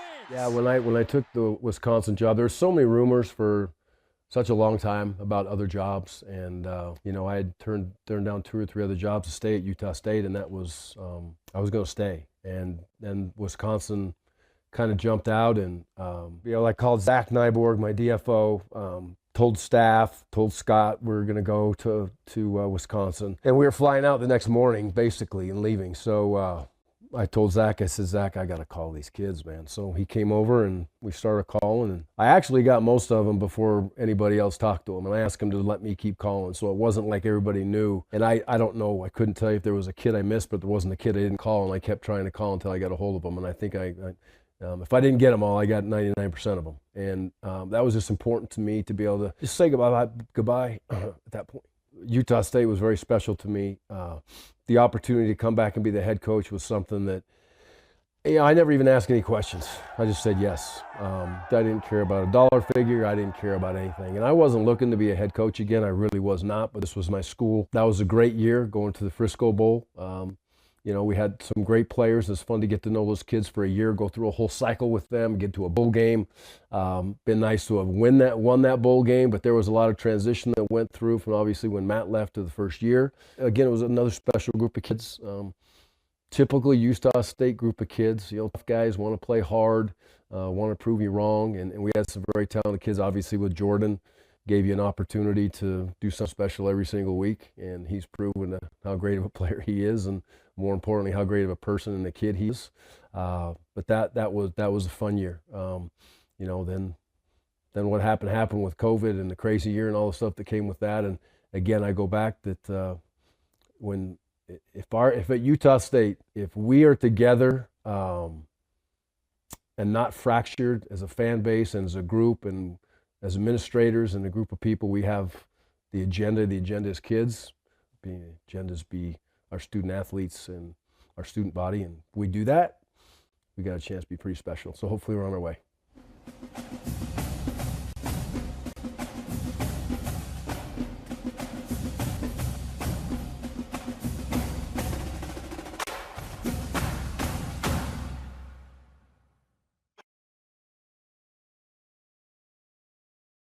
Being a front row student is better at Utah State. Man on a mission, I'ma get it. You know I be on the way. Yeah. You know I be on the way. Man on a mission, I'ma get it. You know I be on the way.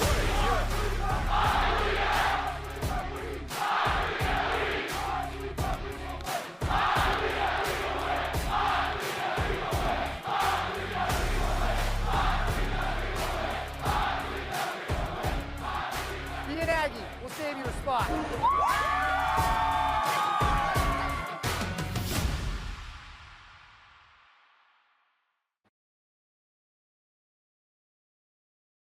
Gatorade has the #1 proven electrolyte blend, designed to hydrate better than water.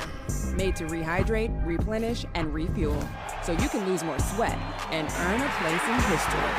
Gatorade. Is it in you? Peekaboo.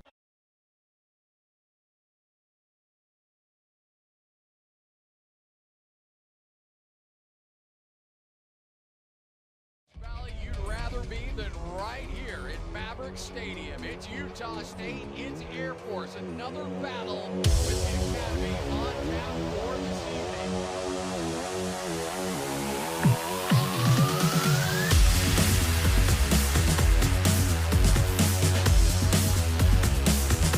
Barnes keeps it himself to the 5, stretches forward into the end zone, touchdown, Utah State.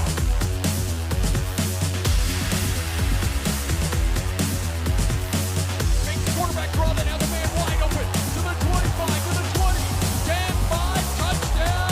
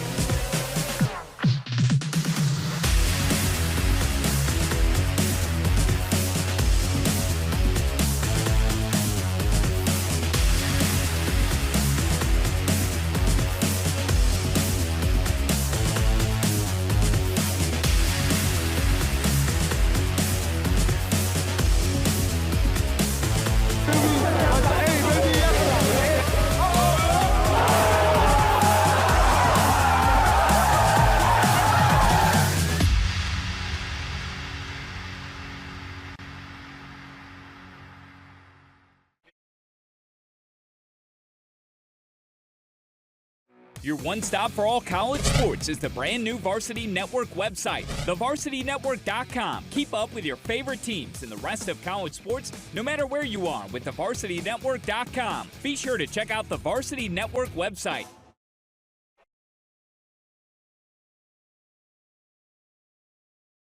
Old Trapper Beefs. One-upping. I'm a big Old Trapper fan. Not bigger than me. I love Old Trapper. I love how tender it is. Don't forget the wood smoke flavor. What about the clear bag? That shows you exactly what you're getting. Savory beef. Quality ingredients. I'm their biggest fan. I'm their Old Trapper. What's your beef? Will you sign my bag and my tattoo? This is Utah State University, home to thousands of Aggies. USU strives to make positive impacts in the state, nation, and world. As Utah's land-grant institution, we have statewide campuses that span from Logan to Blanding and from USU Eastern and Price to Tooele. And students can take classes worldwide through USU Online. Our mission is to empower students to make impacts in their communities and careers. When it comes to academics, USU is ranked among the top schools in the nation. It's an education employers recruit, recognize, and respect. With more Carnegie Professors of the Year than any other school in Utah and a 21-to-1 student-faculty ratio, you know that you're learning from the best. USU is one of 2 research institutions in the state and has the second oldest undergraduate research program in the nation. That means students starting their freshman year can get involved with research instead of waiting until graduate school. I always feel supported in my classes. Professors have hours where you can talk and get help with homework, and large classes have teaching assistants and study groups who can help with questions and assignments outside of class. As an Aggie, you are empowered to make an impact. Through hands-on learning, you're able to discover what you like and what you don't like. Our students have helped the nation's tallest dam in California recover from a near disaster, worked with NASA to develop ways to grow plants in space, helped children with hearing loss heal the world around them, find ways to make the world more earthquake resistant, cover breaking news in the nation's capital to keep Congress accountable. Beyond your education, we put just as much of an effort into providing a fun and safe student life experience. It won't take long for you to feel at home as you join thousands of your fellow freshmen here on the quad at the annual Luminary and are welcomed by alumni, professors, and the community. It's not a question of what should we do tonight, it's having to decide between 5 different things going on around campus and in Logan.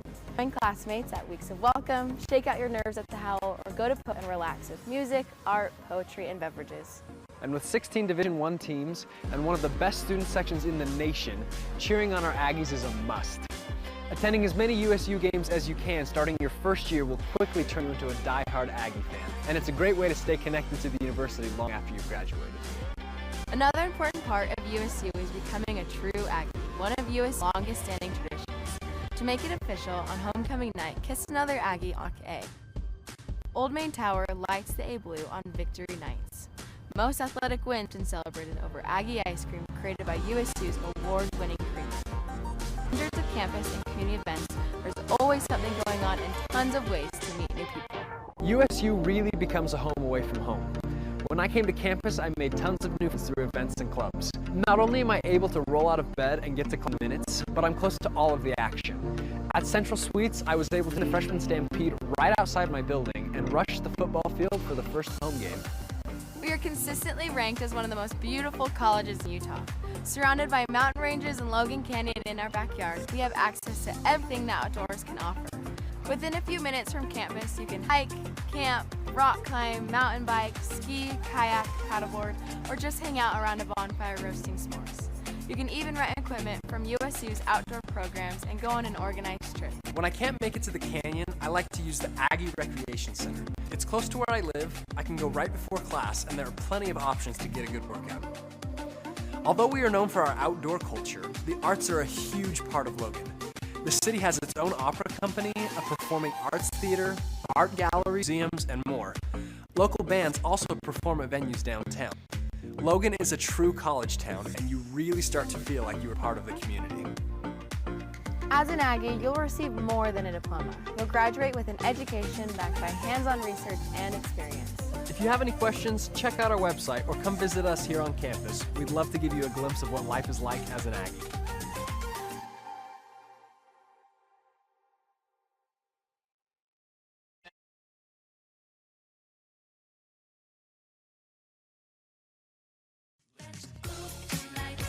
When you need inspiration, it's worth shopping Smith's for mouth-watering meals and appetizing ingredients. Our low prices add up to big savings with over $600 in digital coupons each week, plus up to $1 off per gallon at the pump.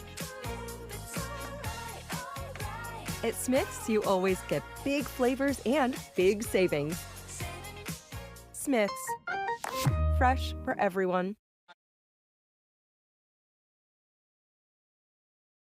Credit Union One offers everything you need to get the most out of your accounts every day. With digital banking, you can pay bills online, set up personalized budgeting tools, easily transfer money between accounts, and more. Plus, you can get paid up to 2 days sooner when you set up direct deposit. Get started at cu1.com.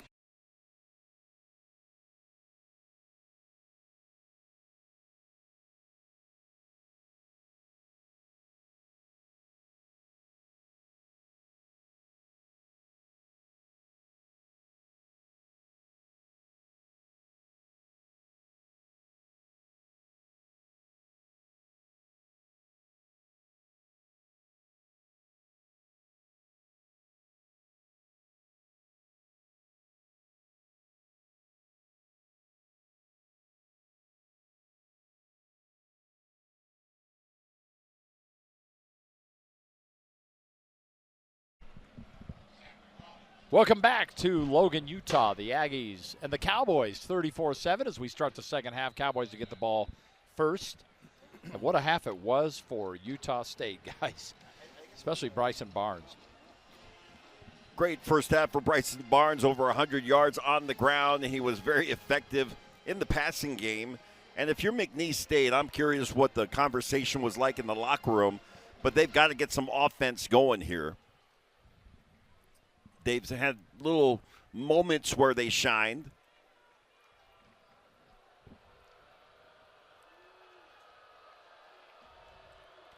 So on first down, here comes Trevante Citizen. Gets a couple of yards before he's knocked back, but they'll give him 2 yards. He ran into a wall led by Tyree Morris. When you talk about making adjustments at halftime for McNeese, you know, do you talk about better execution or different type of play calling or whatever? You have to stick to the things that you do well, but it's just Utah State's been so good at the line of scrimmage. Same thing on second down, just no room. In fact, they're going to lose a yard, so it's going to be 3rd and 10.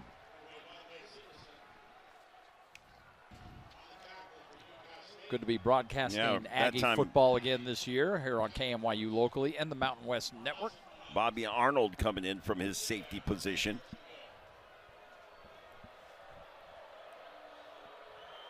Third and 10.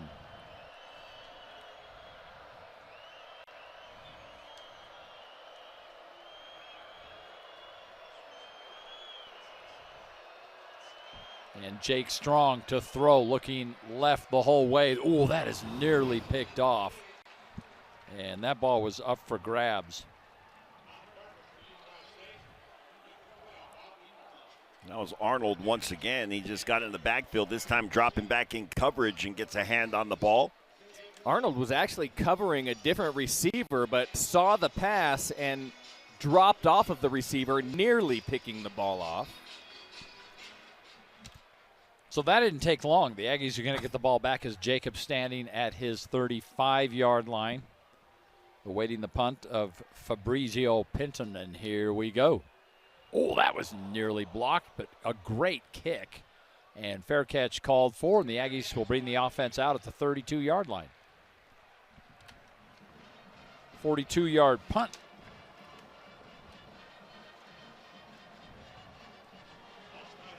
And if you're Utah State, you want to maintain the momentum that you had going into halftime. You got the ball back with under a minute to play. You drove down and put the ball in the end zone.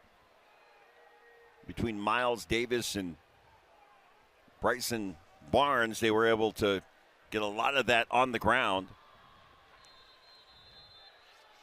So first down, and here we go. Barnes at quarterback, the graduate senior. And Miles Davis picking up where he left off in the first half. Good carry. Picking up 6.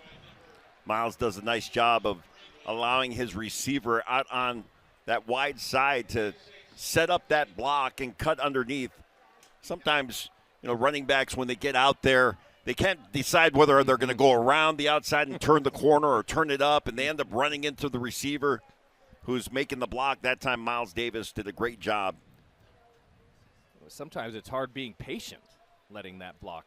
Second and short, getting the ball outside, and Barnes' pass is complete, and Jacobs has first down yardage. The creativity in the play calling, the mix of run and pass for Utah State has been very – I mean, when it all works, then you can say, wow, that's been really effective play calling. but it kind of feels that way tonight. Kevin McGibbon, the offensive coordinator, has been with Coach Mendenhall a long time. And trying to get outside Jacobs. Flag just came in here. Yeah, there's going to be a hold on the edge. I think it was Jacobs as he was peeling back to make a block. Take a look if we get a replay here. Holding. Offense. Number 11. 10-yard penalty. Oh. First down. So Pagan on the hold. Jacobs was carrying the ball. Pagan. The UCLA transfer. Wait, do you think he's happy about transferring from UCLA? Oh, my Wow. word. Yes. That program is in trouble. If you look at the offensive depth chart, let me just read off some of the schools these guys were at. Pitt, Purdue, Baylor, BYU, Texas Tech, Utah, Arizona State, Arizona, UCLA, New Mexico. That's just the offensive starters. Deep ball drops right into the lap of Pagan. How about that? Inside the 30-yard line. What a beautifully thrown ball from Bryson Barnes, who doesn't look like he's feeling 100% right now. He keeps on stretching out his shoulders. And he's kind of limping. But he dropped that one right on the money. 38 yards on the pickup, all the way down to the 30-yard line. And this time Barnes keeps. Oh, takes a shot at the end of that run. I'm not sure who got the worst end of that. Well, Barnes plays that way, and that was a Barnes slide. Just so everybody's aware, that's what Barnes sliding looks like. Yeah, where you're still taking or initiating contact. It's not really a slide, but the way that he plays, he's not going to slide. He's not going to go out of bounds, and he does put his body at risk. Second down and short, and Davis gets maybe a yard. You saw Bronco Mendenhall there in his first season here in Logan, and we had a chance to visit with him this week, and you can tell he just loves this fit. He's got family here. There's plenty of places to ride horses. His sons do that. Yeah, he's got one son that's still competing in rodeo. Got another son who's on this team, has been dealing with some injuries. Just absolutely loves it here. In fact, we talked a lot of football, but when it came around to living here in Logan and rodeo and that kind of thing, he just lit up. Saw him light up. Yeah, huh? He just loved it. Third and short, lot going on here. Play clock down to 1. They do get that off. Davis has it. Ooh. That was a lot of side-to-side work, and I think he's shy of the first. I know. I think he had to get to the 20. I would like to see the end of this play. It looked like he crossed the 20 and then got hit backwards. I don't know if they gave him forward progress. They backed it up. Yeah, they've backed it up almost a yard. Well, half a yard. We'll see.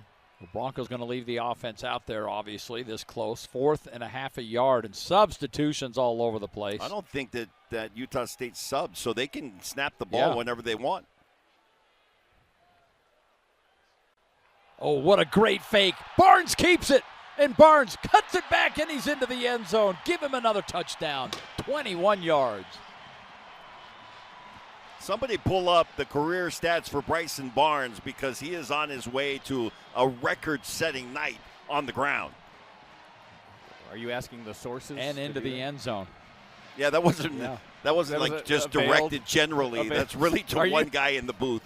If you get the stats, please call 1-800. DM me on Instagram. What a night for Barnes. You're throwing that out to anybody.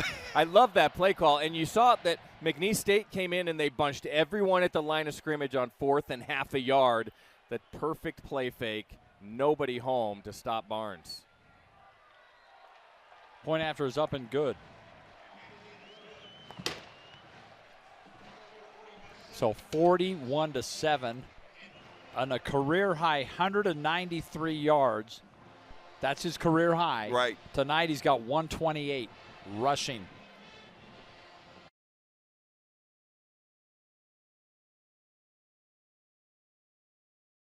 Credit Union One Free Checking has everything you need to bank on the go. Make deposits and more with our highly rated mobile app. And get your direct deposit up to 2 days sooner with CU1 Early Pay. Open your account in minutes at creditunion1.org.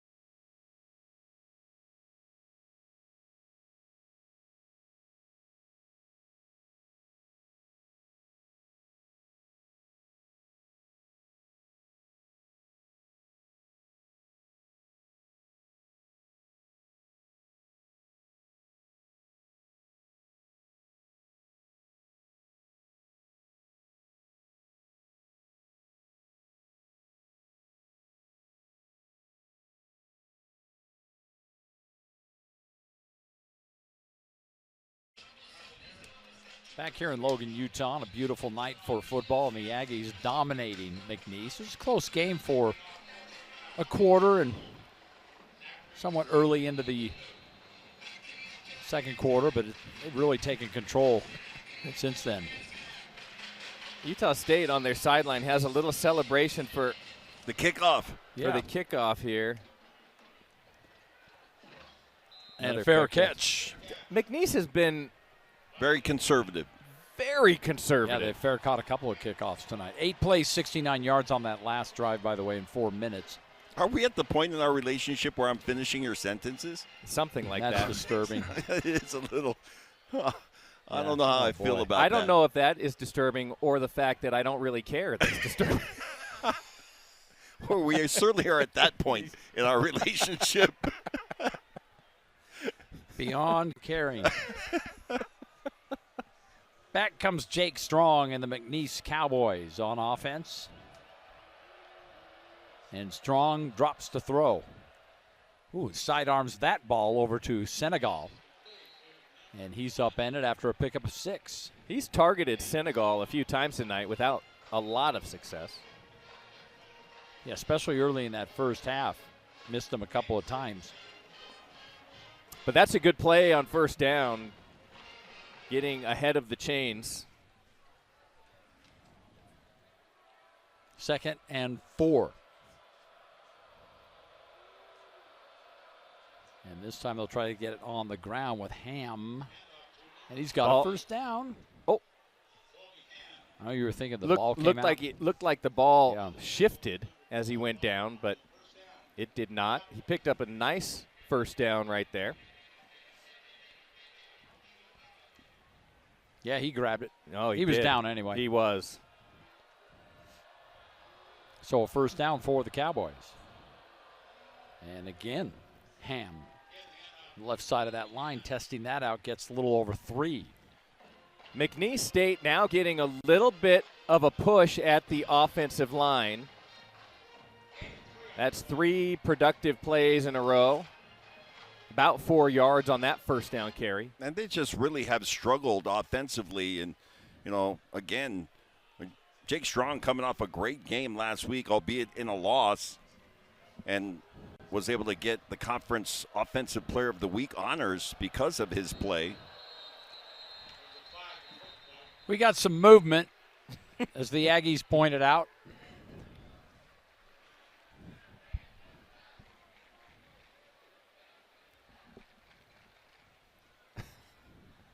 You hear in the background the student section. Illegal snap. Offense, number 52. 5-yard penalty. Second down. And they just, Frank, speaking of McNeese State, have not been able to get anything going offensively. You know, they've been able to be successful at times on the ground, but the passing game has really struggled. Very much so. And I go back to just the relentless pressure of this Utah State defensive front. And there it comes again. They have Flush Strong out of the pocket, and he has to run. Whoa. Big hit at the end of that run. I mean, he collided with Noah Vingder. And I'd say that was pretty equal, but what a collision. Yeah, you don't expect your quarterback to drop the shoulder like that. No. 3rd and 2. Probably a little frustration in the way he ended that run. Yeah, Strong just went to the sideline. 1 for 8 on 3rd down conversions tonight. They've only converted 1. So they'll have a wildcat type of formation here. They'll break the huddle.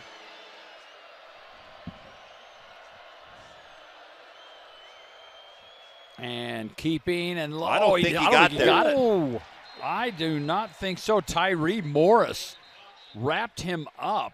Let's see where they spot it. I think at this point you keep your offense on the you field may as well, regardless, sure. but great job by this Utah State defense. Running back gets stoned right at the line of scrimmage. Great job coming up and making a stop is Tyree Morris. Morris would not be denied on the defensive side, so it is 4th and short. 4th and inches. And looks like they're going to just try to sneak I don't know on that him. he's going to get there. No, I think you're right. No, now, the near official has him. him Actually, they both at do. the line to gain. We'll see where they finally end up. Now he's kind of he's behind the 50. He's getting put. Let's see if the chain gain gets a. Normally they would already be signaling the chains. If they put the ball down and even touches the line, it's first down. There you go. And it is. There you go. That's an easy one. Crowd doesn't care for that, but it is a first down. 6.5 to play, 3rd quarter.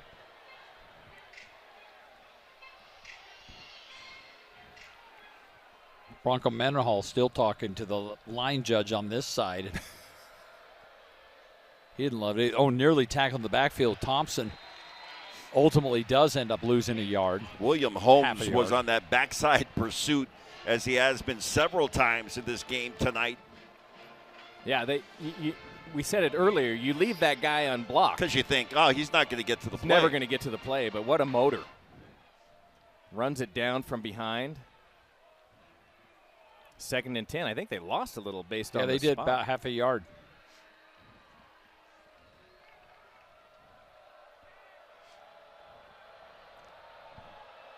Jalen Thompson's still in at running back for McNeese on this drive. He's been in for several plays as Strong throws incomplete. Trying to hit his tight end. That was just the classic looking upfield before you secure the football. Nice pass by Strong. I mean, you couldn't place it out there any better. Yeah, but you as a receiver, running back, receiving the ball, you gotta look that thing all the way in, then secure it, then get upfield. 3rd and 10. So substitutions here. Oh, this is an interesting rule now where and they're going to have to take a timeout. It forces you. I just wonder about that because they've got. I agree. They need to adjust that somehow because you're just forcing them to either take a delay a game. There's something needs to be adjusted, in my opinion. It's the defensive side's way of trying to balance this scale. Yes.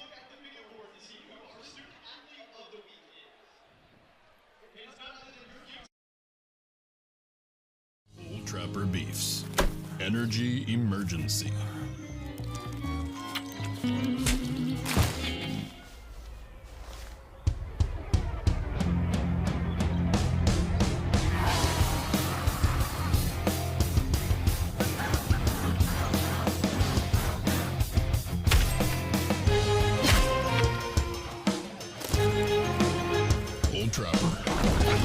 What's your beef? Right now at Les Schwab Tires, it's the Fall Tire Fest sales event. Save up to $120 instantly on select sets of all-terrain or all-weather tires. And as always, you'll get America's best tire warranty with a 60-day satisfaction guarantee, no hassle road hazard protection, and free maintenance for the life of your tires. Get dependable all-weather traction with best service in the business. Get more from Les.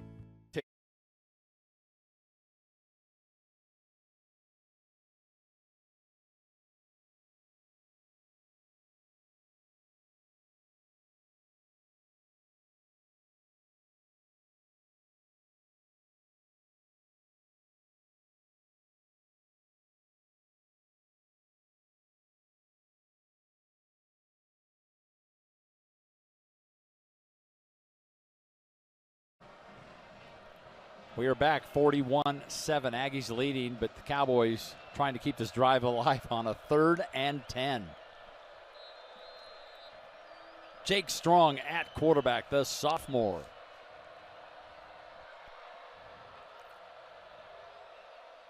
And Jake throws. That was batted down.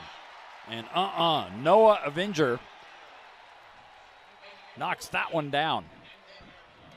Avenger transferring over with Bronco Mendenhall from New Mexico. Gets a hand up in the passing lane. Show a little vertical leap there. He's got some hops. I read you the offensive players and where they had come from. Here's some of the defensive starters. Lafayette, BYU, New Mexico State, New Mexico, Oregon State, Utah Tech. All over the place. And this kick is safely away, and a fair catch called for Jacobs. Be interesting to see now if Bryson Barnes comes back into the game after the 37-yard punt. We have seen Jacob Conover warm up a few times. Barnes still has his helmet on, and I don't think he wants to come out by any means, but we'll find out when we come back.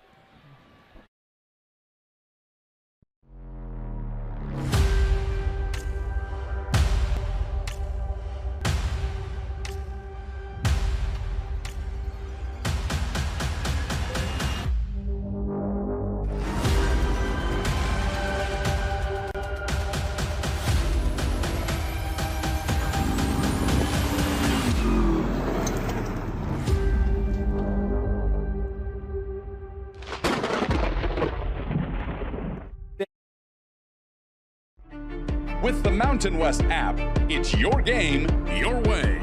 Designed for superfans like you, so that you'll never miss a play. We've got you covered with free access to thousands of Mountain West games, from your phone to the big screen. Stream live games, watch highlights, and unlock exclusive content anytime. Download the app today.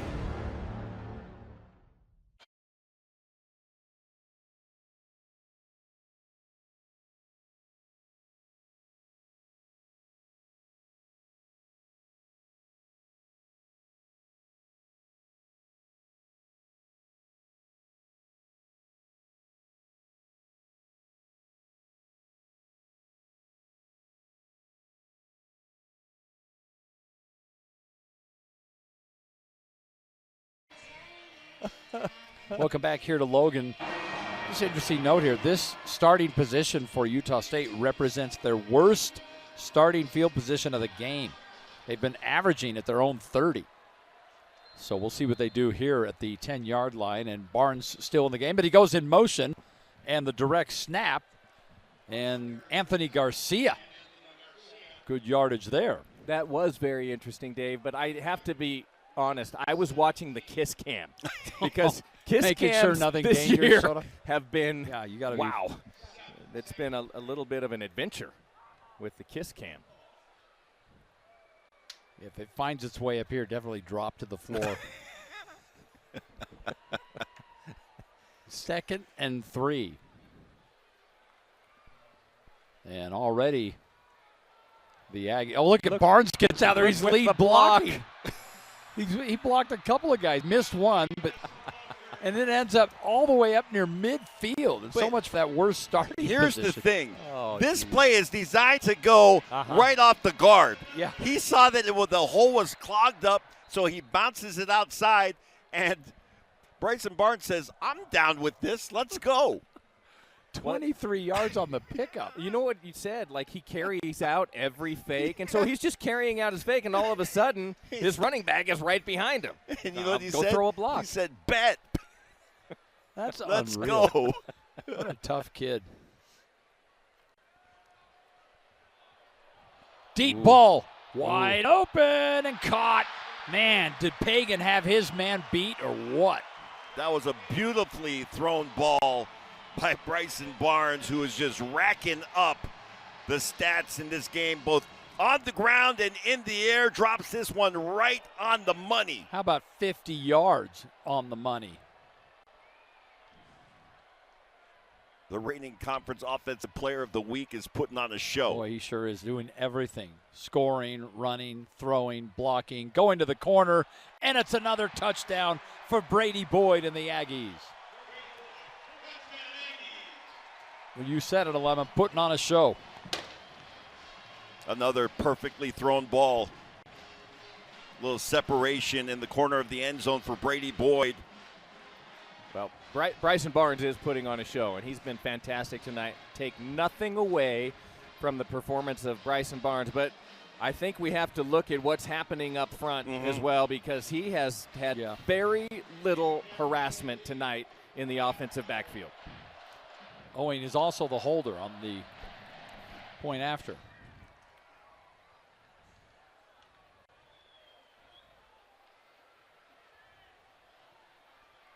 And another perfect kick for Tanner Rinker, who's been perfect all season.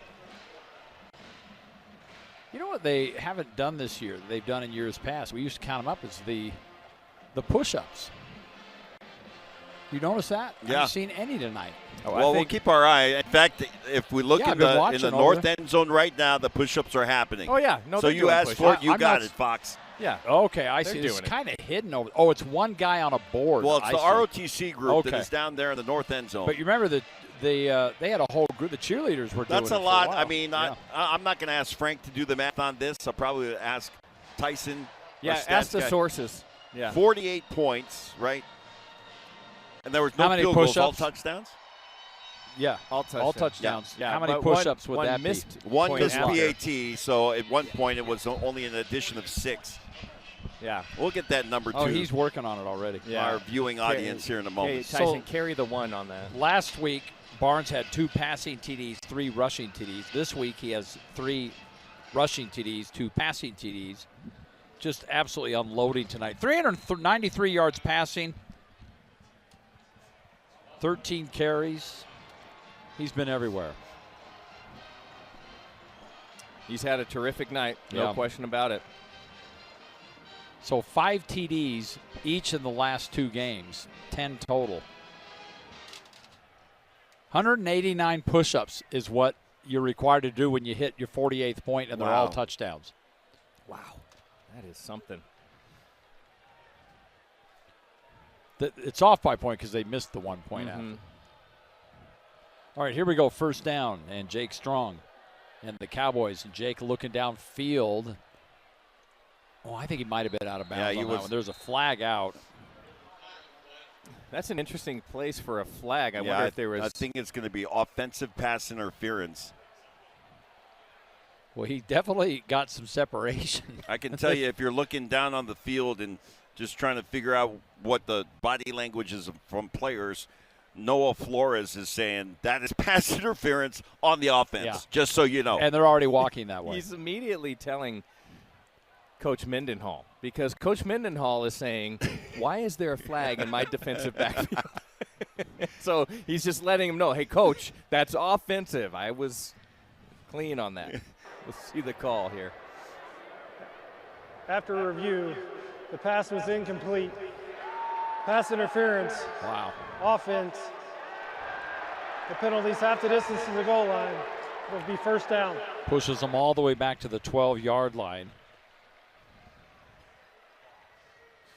And they'll need to get to the 35-yard line for a first down here. By the way, the Aggies now have a pair of 100-yard rushers for the first time in 2 years. Barnes and Davis have each gone over 100 yards in this game. I'm going to guess the last time it happened, it wasn't a quarterback involved. Probably not. On first down, they'll keep it on the ground and pick up a few. Tyree Morris wrapping them up. Devontae Citizen. Some good-looking blocking up front that time for McNeese State.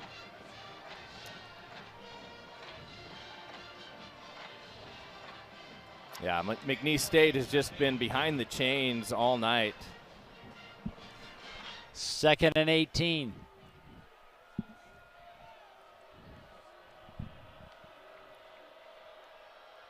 And Citizen again.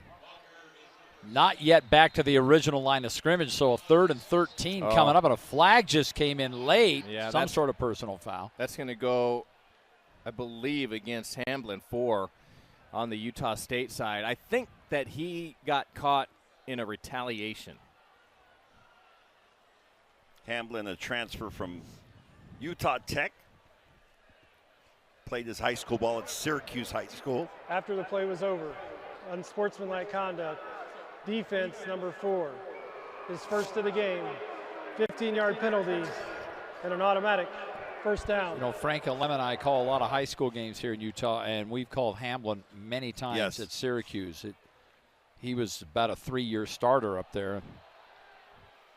He's a good one. Well, they looked like they were going to be hard-pressed to get a first down, but that penalty will be an automatic first down for McNeese State. 7th first down in the game for the Cowboys. And that pass behind. 2nd down. I'm not sure if he was looking for his receiver to maybe drift a little bit, settle down in that zone, maybe drift a little to the inside. Yeah. Just looked off target. It looked exactly like that, Alema. Strong looking for his receiver to keep moving a little inside. And Josh Jackson, just a freshman who he was targeting. Out of New Orleans, 2nd down 10. Try to keep it on the ground with Citizen. And Travante gets a couple. 3rd and 8 coming. Citizen was working hard there at the line of scrimmage. Just when it looked like he was going to break out of it, he gets ripped down. And guess who? William Holmes once again on the tackle. 1 for 10 on 3rd down conversions, guys. 1. They've only got 1 tonight on 3rd down. They need 8 yards here.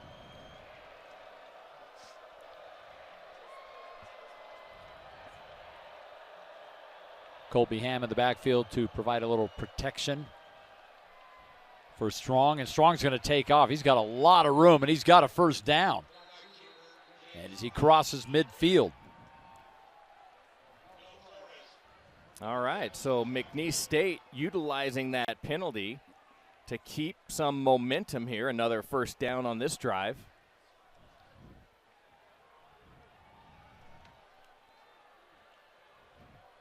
Strong pump fake. That ball sailed away. Well, he got hit. Yeah, Bronson Olivao Jr.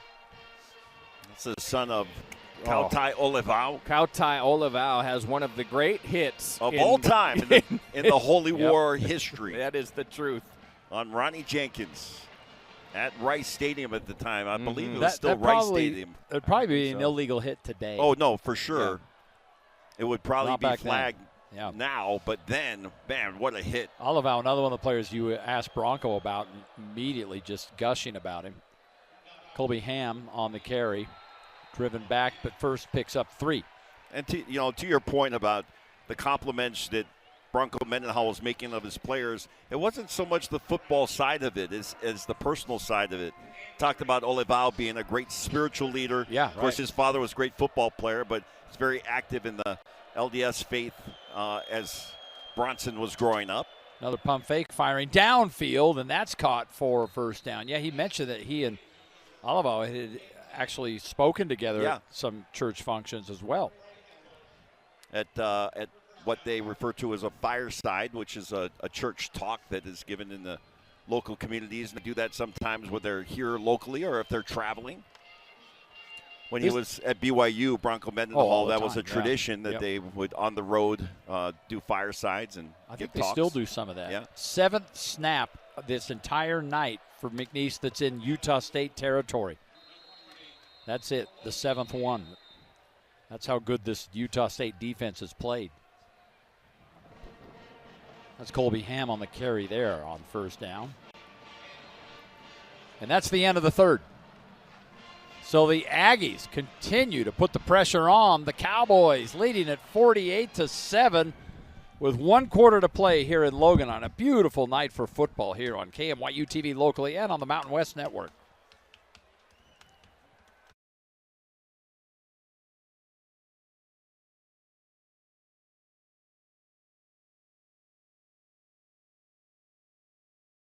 Old Trapper Beefs. Last bag.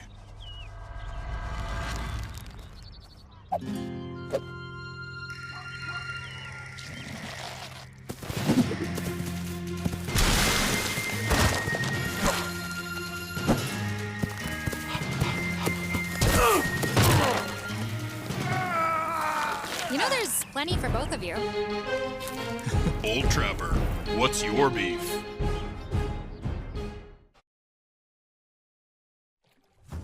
At Utah State University's Edith Bowen Lab School, Joel Lopez takes his curriculum outside to solve real problems. He develops hands-on field experiences like teaching in the floating classroom and guiding students to preserve ecosystems. This connects their classroom learning to the world around them. I am an Aggie, and I create classrooms without walls.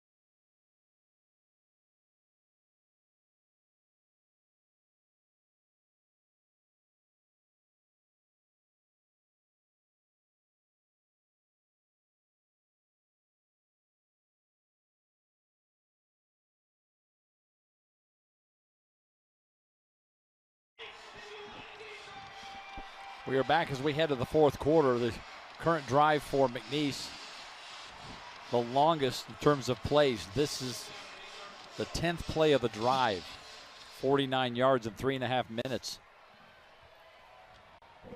And it's a 2nd and 8. And Jake Strong hands the ball off to Trevante Citizen. And not much there, maybe a yard, a 3rd and 7 coming.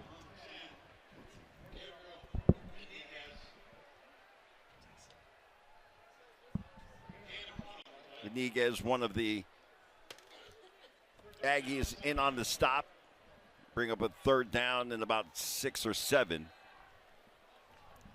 McNeese State averaging about 3.6 yards per carry on the night.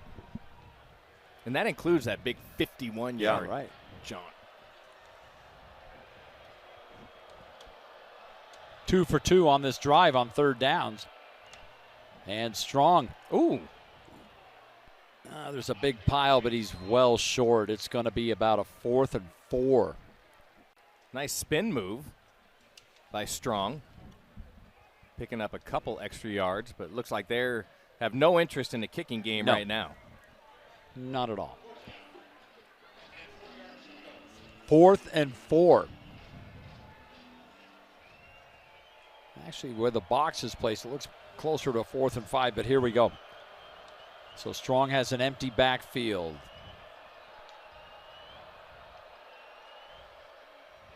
Takes a moment.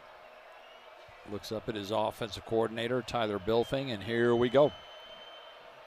And that pass caught. That's a 1st down. And how about that is McAllister.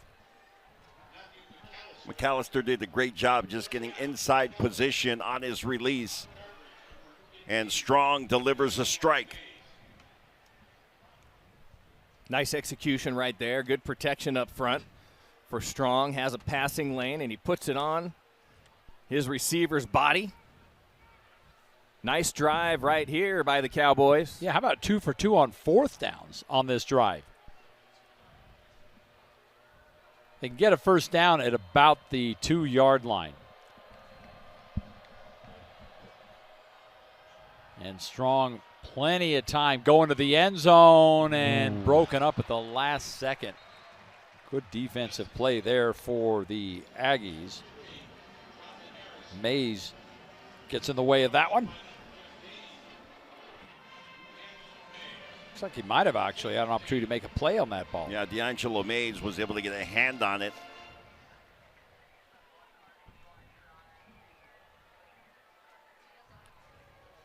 Second down 10.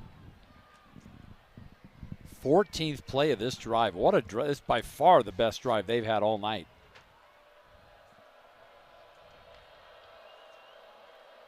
And Strong just kind of lobs that. Oh, that almost looked like it hit the ref. The official. The official did get. Yeah. He pops up. He'll get help to his feet. Good defense by the guy in stripes. Take a look, right in the middle of your screen. Oh. That late rush by Olivao is what put the pressure on Strong. That's a tough situation to be in. As the referee? Yeah, that's the worst spot to be in. We were just talking off camera about my peripheral vision. Or lack thereof. I think I would just get trampled. Yeah. Well, you just got to keep your head on a swivel, Alema. Pass to the outside. Citizen can't hang on. And that'll bring up fourth. That is unfortunate for McNeese State. Citizen all by himself. I mean, in the flat, he had a lot of running room ahead of him. Had he been able to haul that one in. As the defender Holmes trailing the receiver by several yards.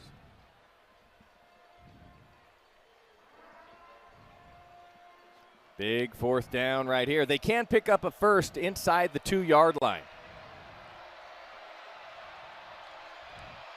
And on fourth down, Strong goes down. And your guy got him. Third sack of the game. Bronson Olivao out of Highland High School in Salt Lake City. Came up the middle untouched. Oh, this Aggie defense fired up here on the Mountain West Network.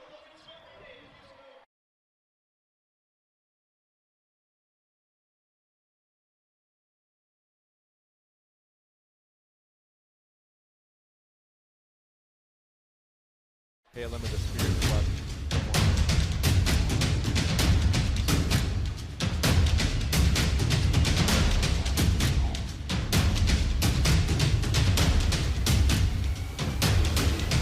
Got it on overtime.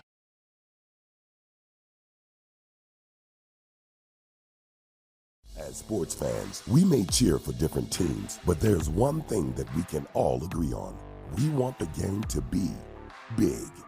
And with 3 levels, 30 cabanas, a 143-foot screen, 6 clean pools, and endless cold drinks, it doesn't get any bigger or any better than Stadium Swim in Las Vegas. All sports, all seasons. It's more than a pool deck. Stadium Swim. It's the only thing like it in the world.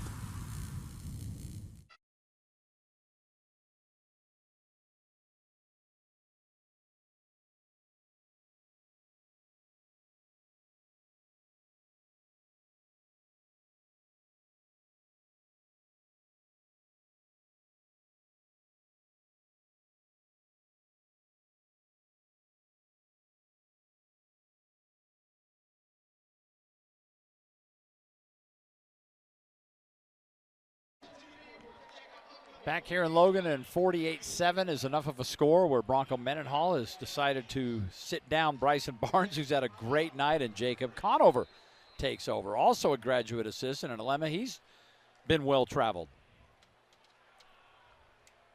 Cutting it back. How about this? Conover's trying to get up there and help lead block. On this one is Noah White. Picks up huge yardage, but Conover played at BYU, Arizona State, and now in his second year here in Logan.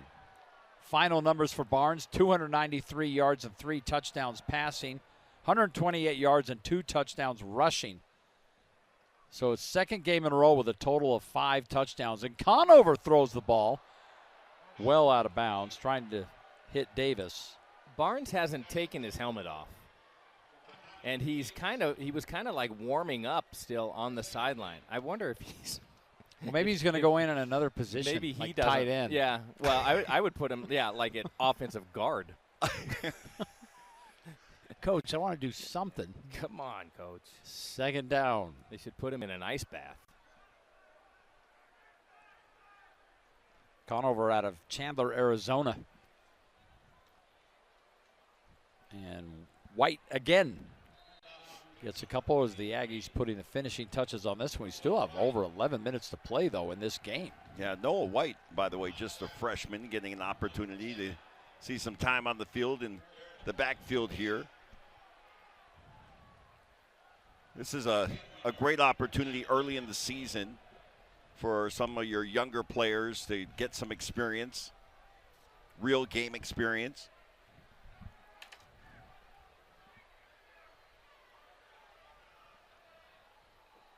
Third down.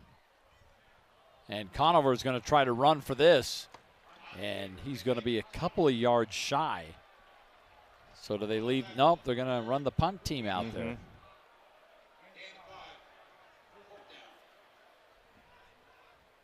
You know who just trotted off the field, was in there for a couple of plays? Number 20 for the offense.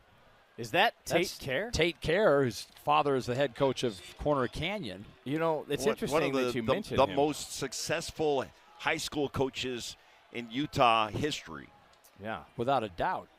This is only the second punt of the night for the Aggies, and what a kick. That thing sails into the end zone.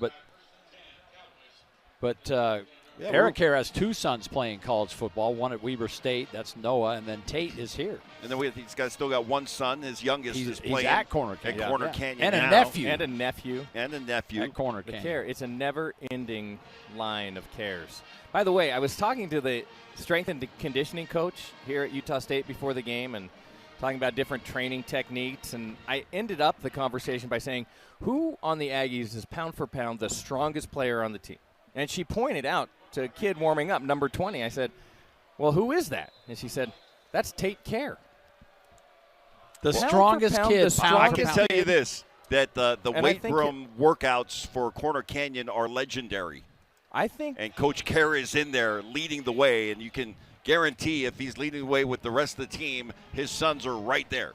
I think when Tate got here, he found that the strength and conditioning program, it was like he got to take a level down. Yeah, it was like, no kidding. Yeah, right. From his dad. This is awesome. Well, we have Corner Canyon next week. I cannot wait to have you tell Eric that story that was relayed to you about his son. Because I'll tell you this, Eric, that guy can pump some iron. Alex Flores is the quarterback now in for McNeese as he takes off there. Utah State's not backing off. I mean, this might be a situation where you kind of just back up a little bit and just keep everything in. They're not backing up. They just had a safety blitz on the last call, and that actually allowed Flores a little bit of run once he broke through the line of scrimmage to gain some yardage. This is really a demonstration or manifestation of whether or not your culture is sinking in, right? When you got a situation like this, you're up 48-7, you got a 41-point lead on your opponent. Are you going to keep the pedal to the metal from 1 through 3? So your starters through your third-string players, anybody that sees the field, they have that same mindset and mentality, and that's what we're seeing. Timeout taken here to talk about this. The Aggies, though, well on their way to getting to a 3-1 record, which they haven't done since 2019. And by that I mean winning their first 3 home games. Haven't done that since 2019.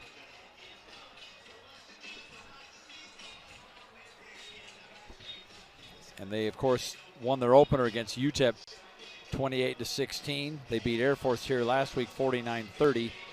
And on their way to a victory over McNeese.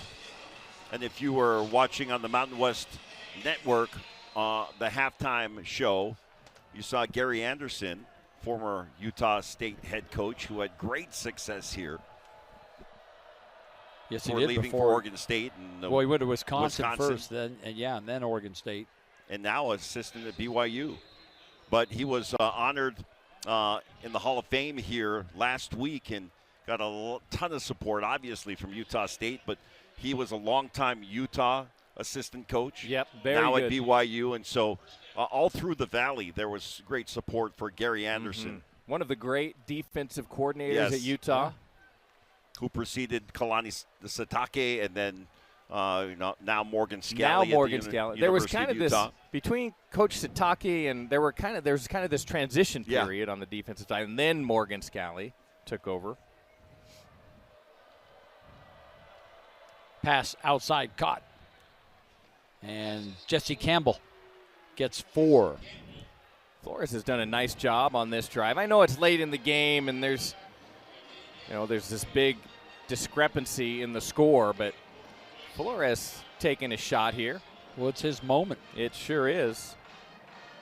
He's only thrown 6 passes all season coming into this game for 20 yards. Young man all the way from California out of La Mirada.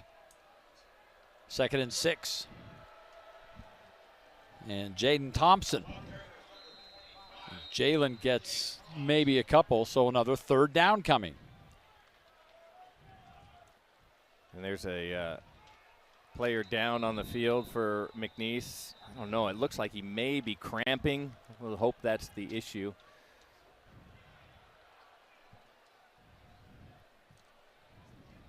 Big offensive lineman. Zach Session is the lineman that's down. And they'll take a timeout to help him out. 7:40 to play here. This is the last year the Aggies will be. You see those Mountain West logos on the field. It'll be the new look Pac-12 next season.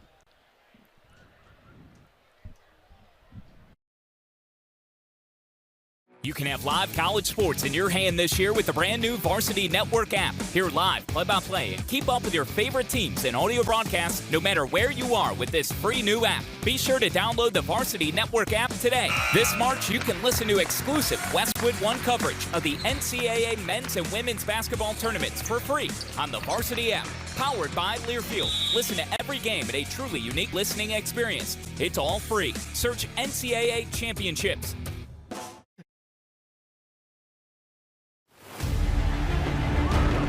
Bedlam tonight here in Boise.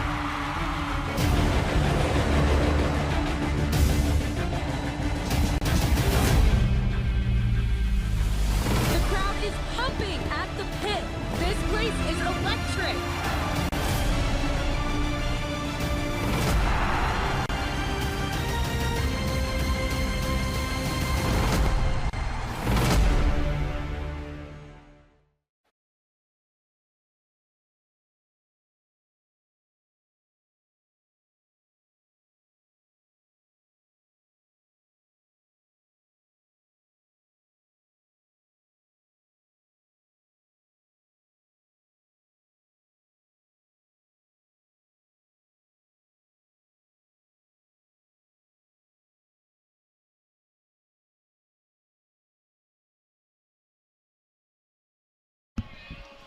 It's 41-point lead back here in Logan and a 3rd and 5 for McNeese. Alex Flores in at quarterback. And Flores going to take off with it. Oh, dumps it off late. And they've got the 1st down and a little bit more. Guess who? Olival Jr. Trying laying a little leather. Channeling his father. This is a great play by Flores. Look at this. Just dumps it off over the middle, picks up a nice 1st down for McNeese State. 10 yards on the pickup. And Jalen Thompson getting around that left side. And Olivao once again.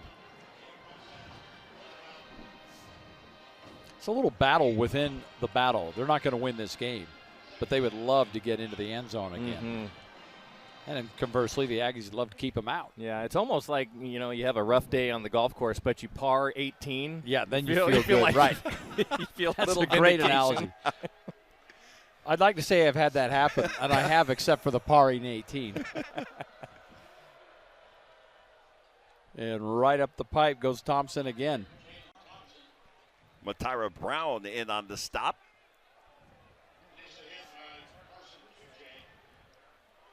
So no furious comeback tonight for McNeese.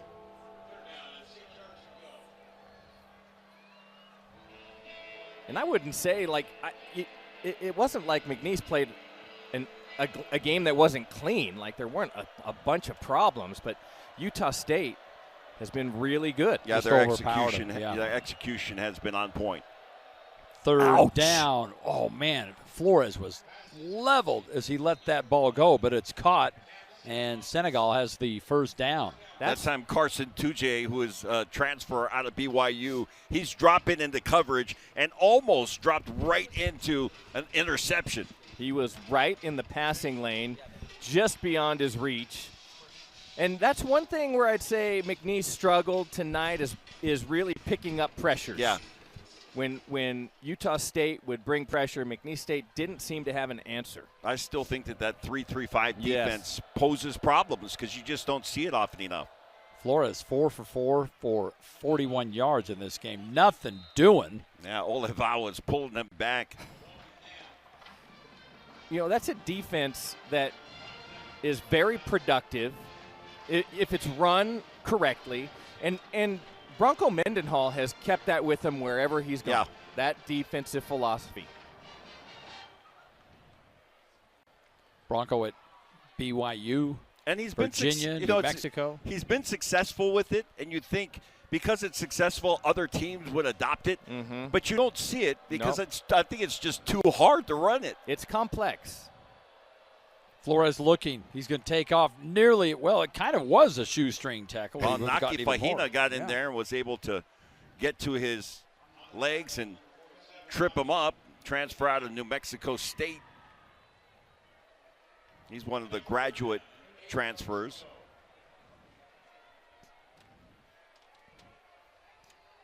They are 3 for 3 on third downs on this drive. And remember, their last drive, they had a lot of success on third. They even had a couple of fourth down conversions. Mm-hmm.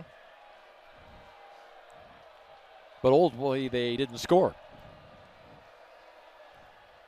Flores lobbing it corner. And no flags, no catch. Pretty good pass there by Flores.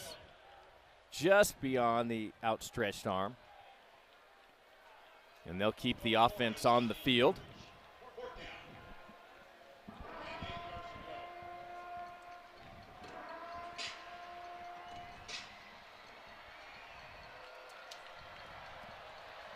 It's going to be interesting to see and a lot of fun to see this Aggie offense when they get into league play this year. There's some pretty good teams in the Mountain West. 2 for 2 on fourth downs, and it's not going to be 3 for 3.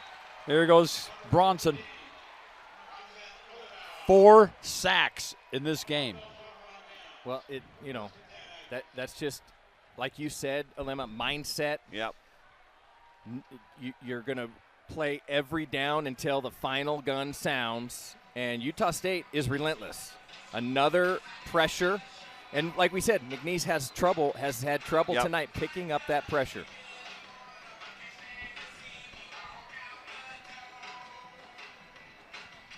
And McNeese State had been 2 for 2 on fourth down conversions to that point. And Utah State comes up with a huge stop.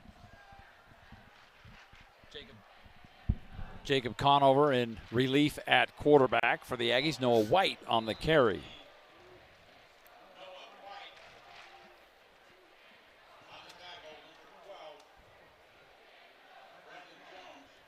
At this point, I would expect Utah State to try and manufacture a ground game to run out the clock here. White, true freshman out of Millville, Utah.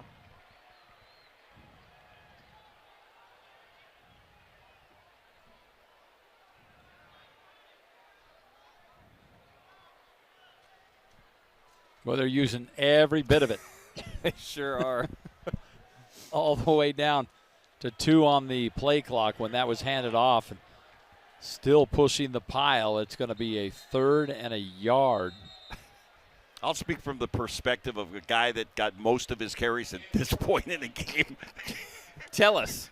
Tell us, Alema. Well, we knew we were going to run the ball, but we knew we were going to drain the clock. Yes. And I was like, can we just run as many plays as we I need some carries. Yeah, what happened? What happened to our hurry-up philosophy? I was just going to say that. Like, you're the offensive lineman, and now you have to sit in your stance for 27 seconds? Like, how do you do that? Let me get back to my high school glory days. I came to BYU, and you turned me into a blocker. Mm-hmm. You know, the only chance I get to carry the ball is the end of a game. Well, there's still 25 seconds on the play clock, so this is not going to be snapped anytime soon. No. But at least they're not down yet. They're just kind of relaxing. Everybody's got an eye on the play clock right now. The entire offense. Now we're down to 10, so let's get set here. And they snap it at 3. And a good pickup once again for Noah White. Yep, he'll get the first down, and that should be it. Well, that's the 2-minute timeout. But the Aggies have got this one pretty much in the books. We'll be back to finish things up on the Mountain West Network. Old Trapper Beefs. Tough snacks. Out here, nothing comes easy. That's why you gotta be tough. My truck, it's tough. My crew, definitely tough. But Old Trapper taught me the value of tenderness. Old Trapper, what's your beef? Oh, it's a puppy. College sports fans now have access to hundreds of weekly podcasts that zero in on the college sports world. Now available in the Varsity Podcast Network and part of the new Varsity app. The app is free. Download from the App Store and listen today.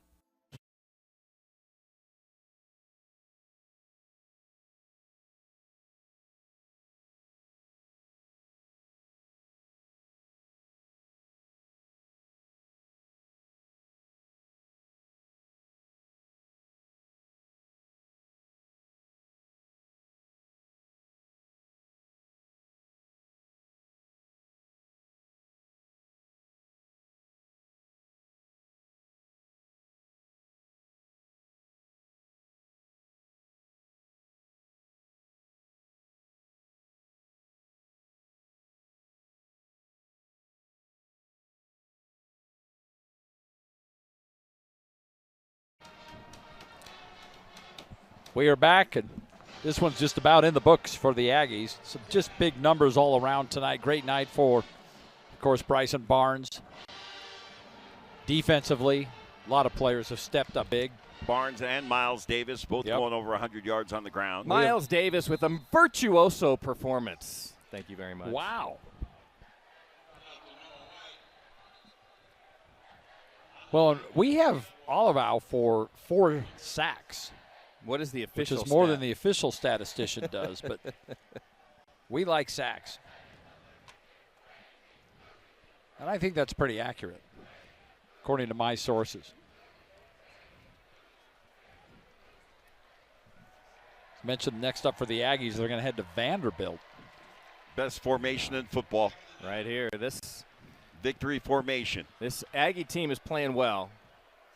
Confident team, great leadership. 2 wins away from bowl eligibility.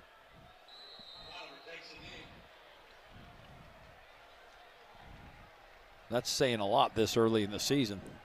Well, you look at the initial Mountain West Conference rankings, and they were number 9, if I'm not mistaken. They jumped up to number 6 in the power rankings coming into this game. Mm-hmm. And I think they will continue to rise. This is a team to contend with in the Mountain West Conference. Their last year in the Mountain West. Then we'll get the new look Pac-12. Oregon State, Washington State, and a bunch of new friends. And anybody with a state at the end of their name. And that's going to wrap it up. Congratulations to Bronco Mendenhall winning his first 3 home games, which the Aggies have not done since 2019. And again, just a great all-around performance by a number of players, led offensively, of course, by Bryson Barnes. I think Bryson Barnes was named the player of the game already.